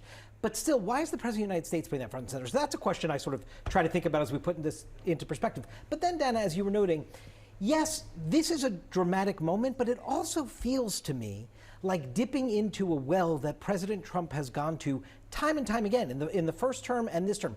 The tactics here may be more amped up and dramatic, but the going after this city or other cities as sort of crime-ridden, this was the heart of many of the campaigns and political agenda that Trump puts before voters. And so to me, I see him dipping back into a well of something he feels is a strong suit and where he thinks he has stronger footing, the way he does with immigration or border security, which to me also then begs the question, well, what is he a little nervous about over here if he needs to dip into this well right now on this topic? Yeah. He's dipping into that topic because D.C.'s a dump, a good part of it. I mean, look, when you ride in from the airport and you're in an Uber or whatever, you can see the homelessness. You can see, I've got videos and pictures of, the people that are spaced out on drugs. I've got it. I walked out of my Airbnb. Ivy and I talked about this. I got a couple of pictures. It's 6 in the morning. It's after I had been spent time, I don't know, 10 or 12 days covering the White House. 6 in the morning, I'm going back to the airport to fly to Detroit, and I hear some woman say, "You take that alley, I'll take that alley." I'm thinking, and I like the Airbnb. It's a pretty cool location. Not too far from Logan Circle. I kind of liked it a lot, actually. And I'm like, what? Did I hear something? Come on. Well, there's two obvious hookers. You know, they got the Gene Simmons boots and the skirt that comes about an inch down, and you take that alley, I'll take that. And they were nice. "Hey, ladies, how are you? I got to catch it." They were nice, no problem. But, you know, this is not the way you want your nation's capital to look. And then you've got the nutty Trump haters out there. And why are all the nutty Trump haters now just white? Why are there... And when asked about it, they have no explanation. No minorities. No black folks, no, just these crazy white people that are usually over 60. Who are these people? Are they the hippies that have gone just wrong? Here's an example. Why are all anti-Trump supporters now white? There's no black or Asian because or they're Hispanic. afraid to come out, but really? they are here. I haven't seen any of them. They're supporters now. No. How come they're not out? How come they're not? Because they are It's always like the terrified. Karen type. Did you You're see? Karen. I wish I was a Karen. Look at her. What? Karen. Whoa, I'm my not going to throw a drink on you. Who is more Karen? I never attacked Let's have a Karen But she contest. literally has the Karen Why are you haircut. attacking the me blonde all day? politician too. I don't even the know fake who you red are. politician Where's jacket, all the minorities? cross. Where's all the Anyhow, it gives me a minorities? headache. Enough. Where's all the Enough.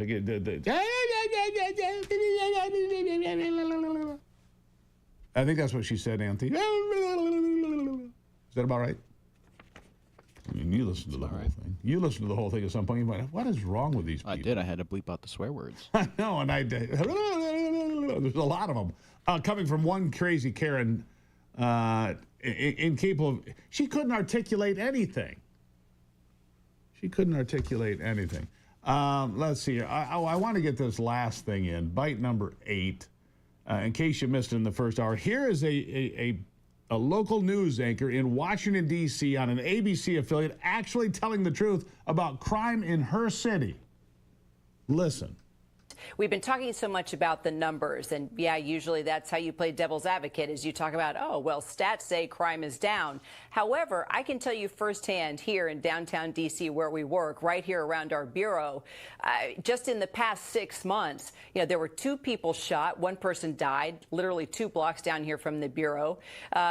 It was within the last 2 years that I actually was jumped walking just 2 blocks down from here. And then just this morning, one of my coworkers said her car was stolen a block away from the bureau. So we can talk about the numbers going down, but crime is happening every single day because we're all experiencing it firsthand while working and living down here. We experienced it firsthand, working and living here. She is probably on leave today. They probably shamed her out of the newsroom. I don't know the woman's name. But God bless her for telling the truth. God bless her for having the courage to stand up and tell the truth. D.C. has a lot of crime, and Trump's going to fix it. I'll be right back.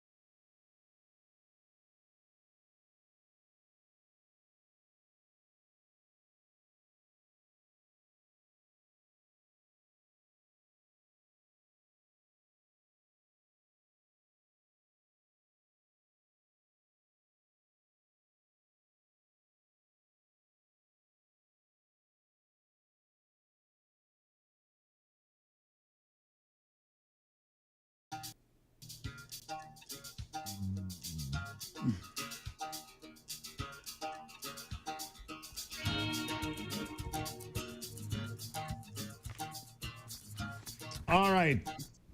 I was going to shift gears here, but I decided that I'm going to extend a little bit on what we just heard from D.C. Reason? Well, it's pretty simple. My next guest, Aidan Bazzetti, is the president of the Bull Moose Project. He has an office in D.C., previously the director of coalitions for the 1776 Project. Aidan, welcome to the program.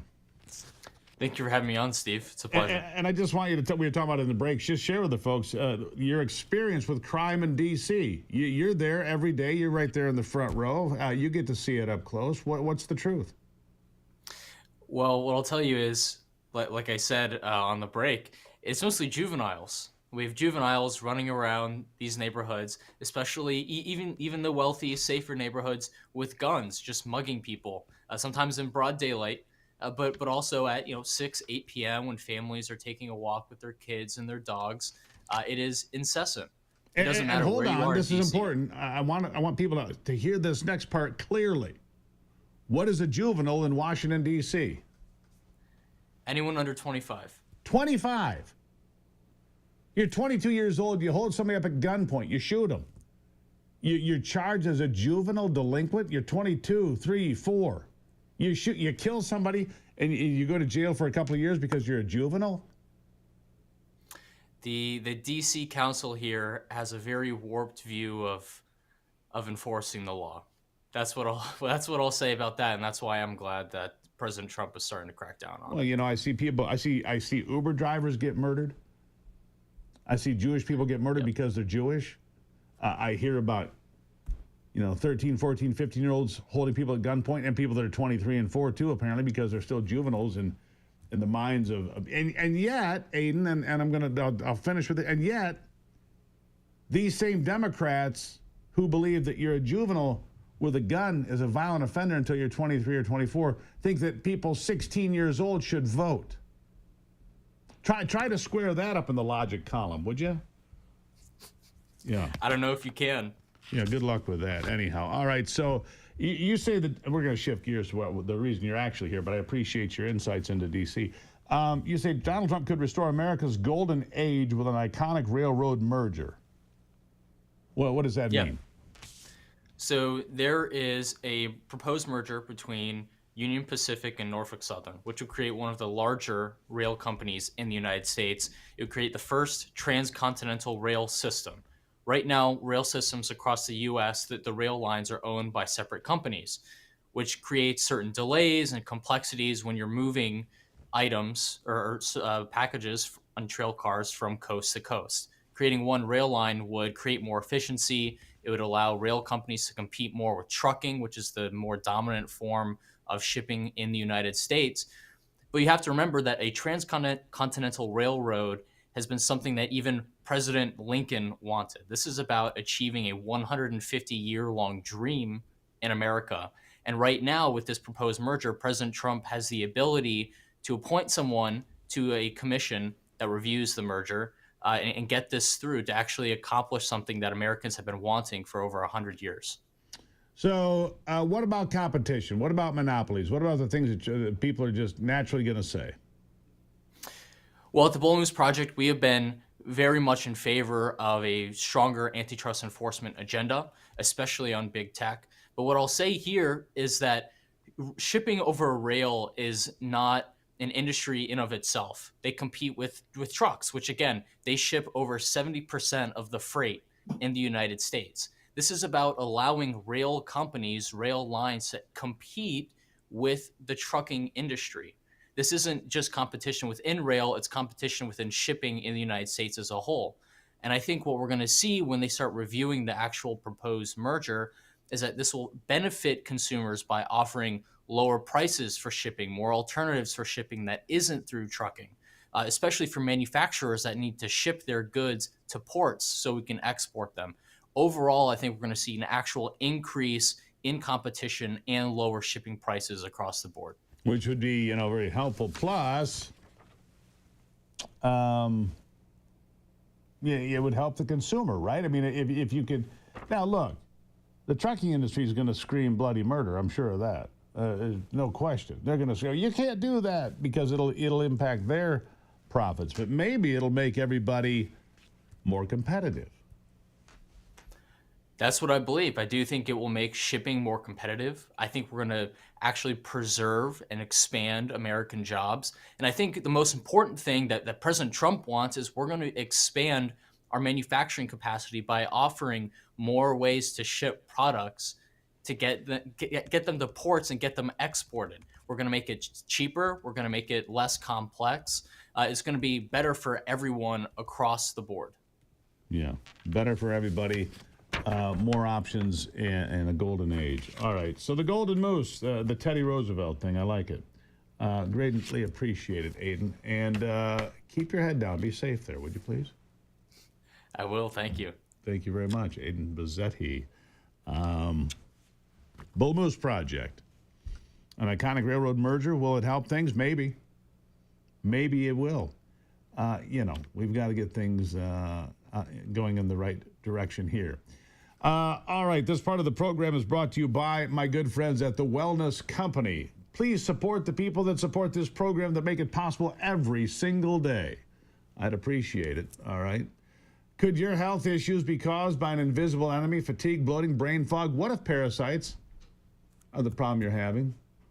I was digging into parasite cleanses when I came across a video from a trusted doctor who mentioned that. I thought, wow, really? Ivermectin and mebendazole, he said, are two powerful anti-pathogens, but what's even more fascinating, these medications are frequently used in oncology to treat cancer. They have anti-pathogenic properties that stunt the growth of harmful invaders and even have the potential to slow down abnormal cell growth. Pretty remarkable. Did you know 60 million Americans have parasites, and that's scary? They invade your body, wreak havoc. I mean, if you eat sushi, if you have pets in the house, these little guys can sneak in. So how about a cleanse, a parasite cleanse? The Wellness Company has a solution, ivermectin and mebendazole. It is the gold standard FDA-approved parasite solution. Find out more, right? Find out more. TWC.health/Gruber. TWC.health/Gruber. You can find out more, save $60 and get free shipping.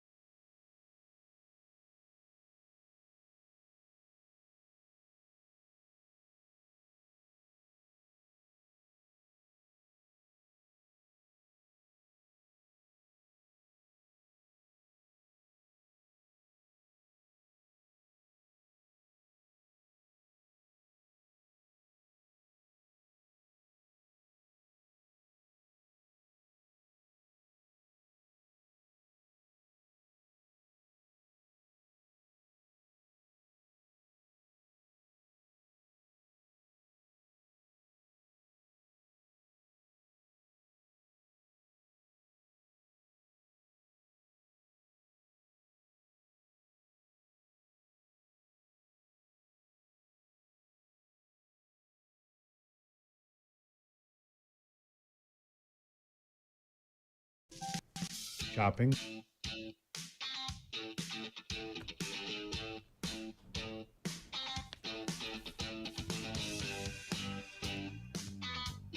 Here's a bit of good news for the economy again. I just like to highlight things that look like they're good news whenever I can, because just these nuggets of good news, right? Nuggets of good news. Let's see here. Here's what we got today. John Deere investing $20 billion into the United States. Here are the details. Farm equipment giant announced this year it's investing $20 billion over the next decade to bolster its U.S. operations. It focuses on development of new products, cutting-edge technology, and more advanced manufacturing capabilities. Founded in what year? 1837. Yeah, they've been around. By blacksmith John Deere. The company has made significant investments in the U.S. in recent years to expand. Do you think that he would have any idea that his name would be plastered all over the world on hats and shirts? They're building a $70 million factory, Kernersville, North Carolina, which will be dedicated to manufacturing excavators. It just completed a $40 million expansion at its Des Moines, Iowa factory to build see and spray sprayers. $150 million to renovate its factory, East Moline, Illinois, to build its new X9 combines, which raise harvesting capacity by around 45%. I mean, this is a big deal. Nearly 80% of John Deere's U.S. sales and 25% of its international sales are from products made here in America. 80% of U.S. sales and 25% of international sales from products made in America. So good for John Deere. Of course, they did get threatened by the president. Either you start building here, I'm going to swat you, I think was the... you're going to be swatted like you've never seen before. Yeah. This part of the program brought to you by PuroClean's veteran initiative. It's called PuroVet. Veterans can find purpose in property restoration and building their own company. And we salute those who have served. You can find out more. If you're a veteran, you want to own your own company in the restoration sector of the economy, 855-PuroVet or purovet.com. It is the biggest thing going right now, my friends. They put you right to the front of the line. They cut the cost. They pay part of your franchise fee. Find out more, purovet.com. Purovet.com. I'll be right back.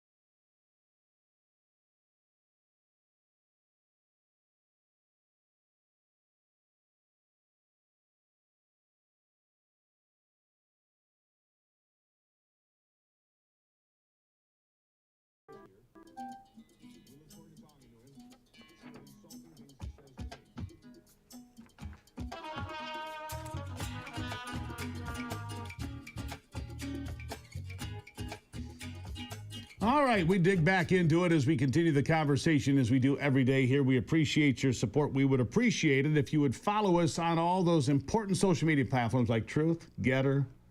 You can watch live on YouTube every day. We're really working on growing that audience. And if you can be part of that, boy, we'd appreciate it. Because it's all part of the growing. It's the way you reach the world now. The world's not what it was 10 years. Certainly isn't what it was when I was young. And joining me now is Ron Brink. He's Executive Director of the American Council of Engineering Companies of Michigan, ACEC Michigan. And he's running the contact project between Michigan motorists and state senators. Thank you so much for being here, Ron. Thanks for having me, Steve. Well, what does this mean, running a contact project between Michigan motorists, people that drive, some better than others, I've noticed, and state senators? What does this mean? Well, we are trying to connect actual voters with our elected officials, and specifically in the Senate. As you know, we've got a road funding issue. It's been discussed a lot, and the governor's put forth a plan. The House, Speaker Matt Hall has put forth a plan, and the only the other leg of the stool that hasn't is the Senate. So we're focusing this effort on contacting, putting the residents in specific Senate districts and having them speak directly to the senators and tell them exactly what they would like to see them do before October 1st. And what is that? I mean, look.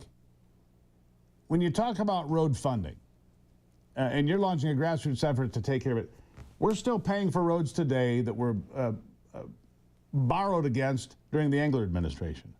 I drive out of my road here onto the main road out here. It is so bad, I will knock the teeth out of my head. The fillings will rattle right out of my head, and I got to go see my dentist, and it's a lot of... Seriously, it's so bad.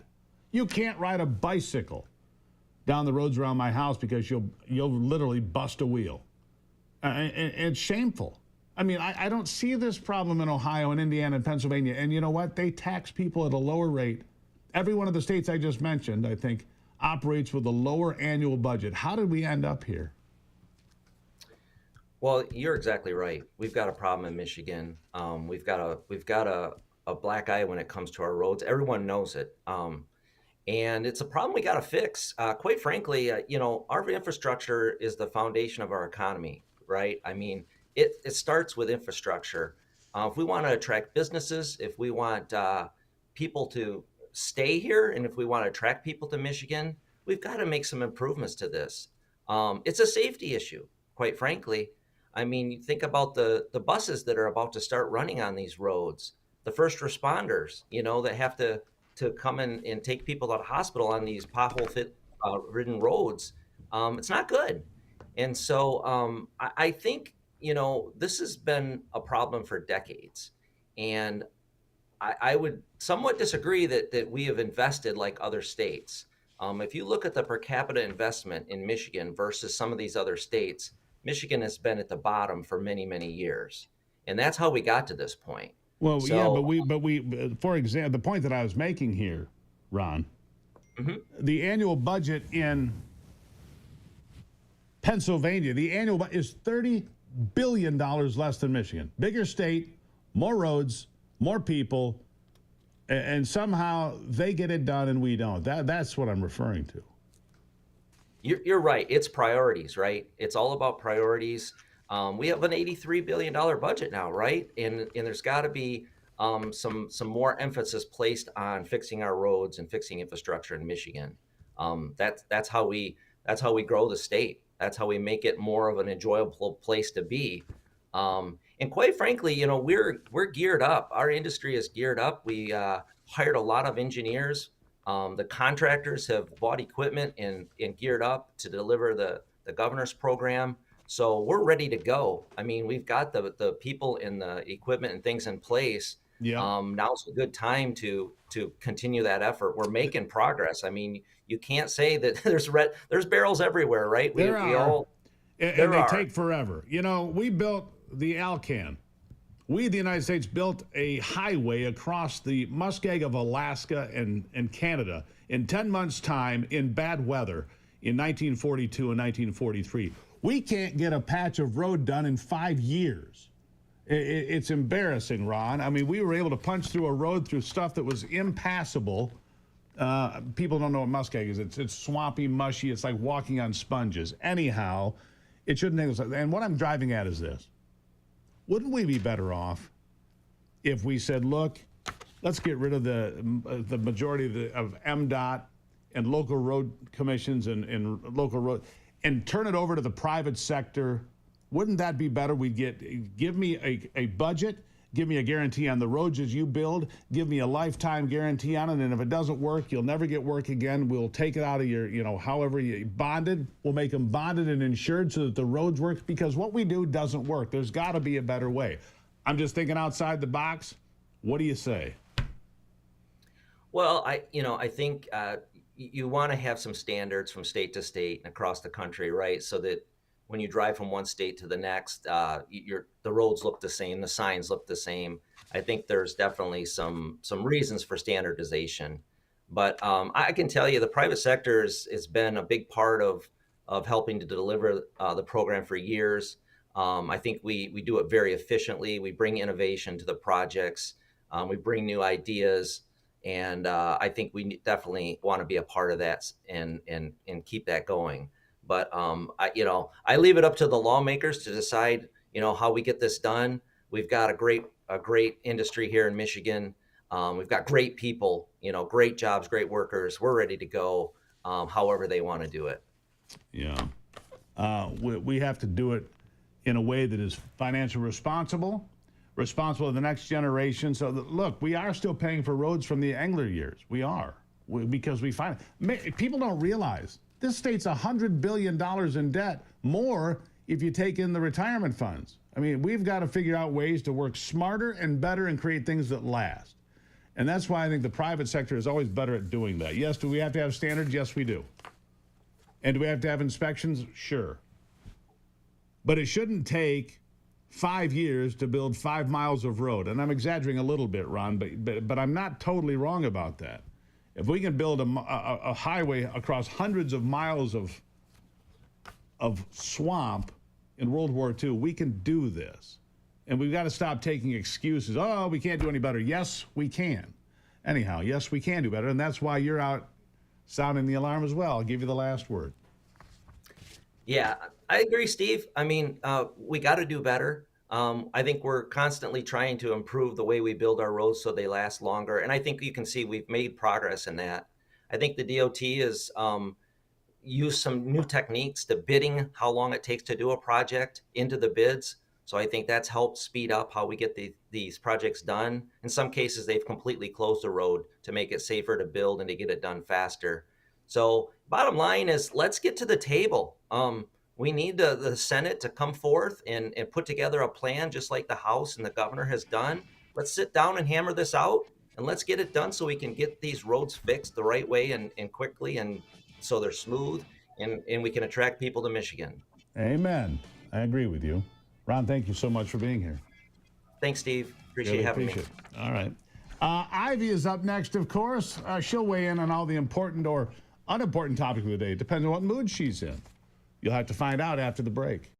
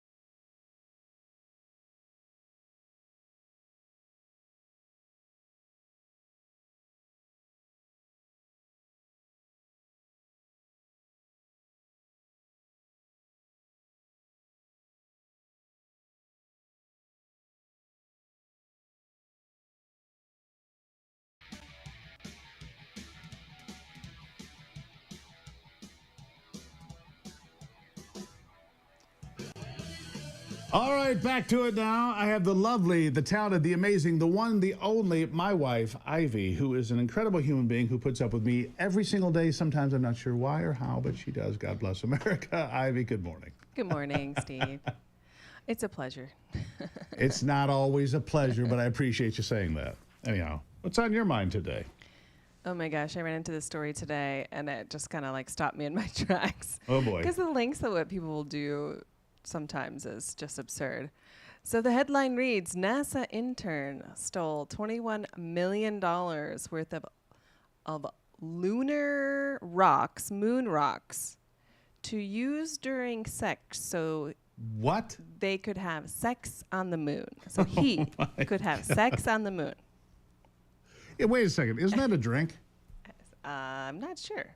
Sex on the beach. That's Sex on the Beach, yeah. Sex on the Beach. That's the name of the drink. Yeah, it's like vodka, peach schnapps, cranberry. It's Naturally, you know orange. what it is. Well, I was a bartender once upon a time. Yeah, that's your excuse. Go But with yeah, that. more than 23 years ago, NASA intern Thad Roberts hatched a daring plan to steal 17 pounds of moon rocks and a meteorite from Houston's Johnson Space Center.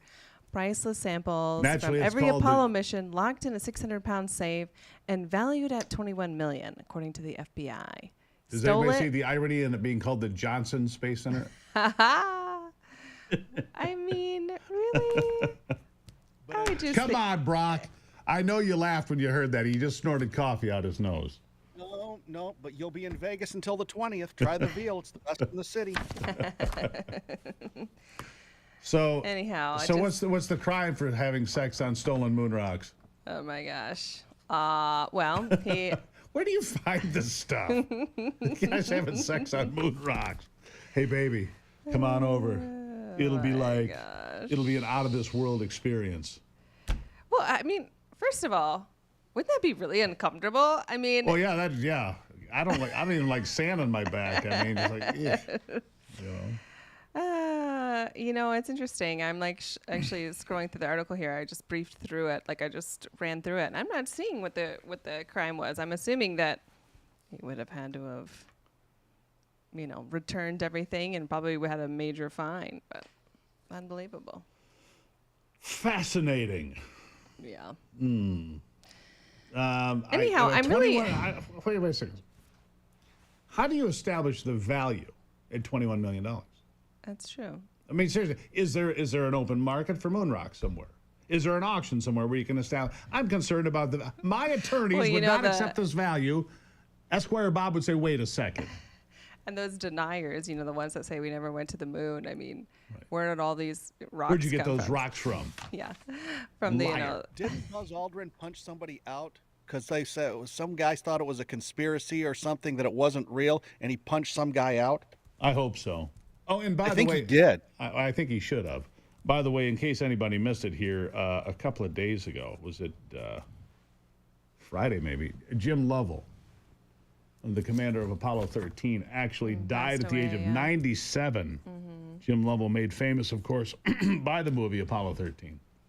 Or Is more anyone famous, I left should say. alive? Is anyone alive from that crew? Or are they all? I think passed? that's got to be it. I mean, the one guy in the crew died of cancer shortly thereafter. He ran for Congress, member of Congress. He It was died of Swigert, Jack Swigert. He was Yeah. the one who passed away. Yeah, Kevin Bacon played him in the movie. Correct. He died a long time ago. Lovell, though, can you imagine what a life? Honestly, what a life for Jim Lovell. Yeah, Born in incredible. 1928. What did you see from 1928 to 2025? Think about the things that happened. Incredible history. It's when you have those folks that pass away, it's just sometimes I feel as if part of history is also dying. When truth to all that. of those stories and first-hand knowledge of the things that happened are just Sure. dying, and which we that's just part of life. Everyone gets older and they do pass away, but it's just so makes me think how important it is to really cherish your grandparents and the older folks in your life, and remember to talk to them and listen to their stories about what they experienced, because once they're gone, you can't have those conversations anymore. And it's I think about 9/11. For you, you think about A lot of the major things that happened in history, and further and further you get away from those you know, I think instances and those experiences and those things that happened Sure. in history. It's just I think about this sometimes. Yeah. You don't, but I do. I think about the fact, because it wouldn't affect you the same, because you're a bit younger. But I was only born 20 years after the end of World War II, which to me is remarkable when you think back. You know, I lived through the Vietnam War. We used to watch, you know, the updates nightly on CBS Evening News, because they would have the missing in action, killed in action. It was always a little bug right there on the screen of how many people had been killed, how many people were missing. Every day, the Vietnam War, you know, when you got to 1974, 5, you know, you had Watergate and the war. That was it. Watergate and the war, that was your news, man. And we just consumed that. I think that's probably where I got this love it of was news. interesting too, and I remember like the Iraq War and things like that. My uncle was deployed over there at the time, and you know, there would be times where my mom would be talking to him, and then you'd hear like in the background an alarm going off, and he'd say he'd have to go, and then you'd see something happening on TV. But whatever happened to those? Whatever happened to those live on the scene coverage of like war zones? You don't really see that as much. Well, you know, and thank God in some ways, if you had live coverage of like D-Day, you know, you'd have these idiots on CNN. Well, you know, the Germans have done blah blah blah, and they would just twist it, and you know, and we went into France uninvited, and it would be something stupid. And so I'm kind of thankful that some of that live on the scene coverage doesn't. I'm sure it happened. Glad it didn't happen in World War II. Right. Anyhow. Well, that conversation went fast. It did what now? I said that conversation went quickly. It happens. You know, you should come back more often. I try to every day. How about tomorrow? All right, Ivy. Thank you. Love you. Love you too. Thank you. All right, we'll have some final thoughts. They do go fast. I mean, when you're next to something that beautiful, I mean, my time just flies. I'll be back.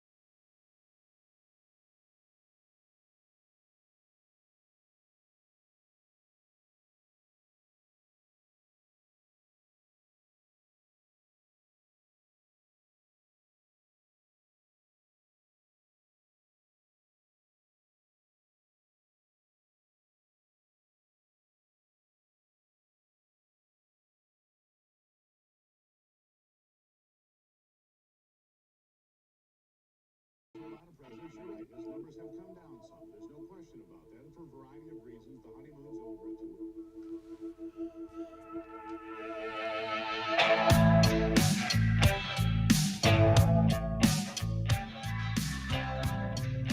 All right, so I had Adam Mockler on the program yesterday, young influencer, Gen Z guy, anti-Trump guy. You probably caught it if you were here yesterday. So he has taken the video, which we provided to him, of course. Anthony, they call and say, hey, can we have the video? Sure. And he puts it out, and he stops it and breaks it up and does commentary on it as if he somehow took me to task yesterday, which he did not. I mean, we had a conversation, and he said, well, you know, Trump's poll numbers are down. Yeah, there's truth to that. Happens to every president. No poll numbers as low as Joe Biden. I didn't get to that, but the fact of the matter is he's got his shtick. He's got to do his thing. I get it. But we're going to have him back because I think it's instructive to know what people on the other side and in different places think. That's why this is a free speech platform. In fact, they called. They sent a text message. Can we be a regular guest on the program? For a guy that's out there trying to say he's taken advantage of me and saying, however he put it, right? Anthony saw this first. And it's got 130,000 views since yesterday on YouTube. And they're all saying, man, Adam, you kicked that guy's butt. And I don't see it that way. In fact, I just took the first bite where he agrees with me.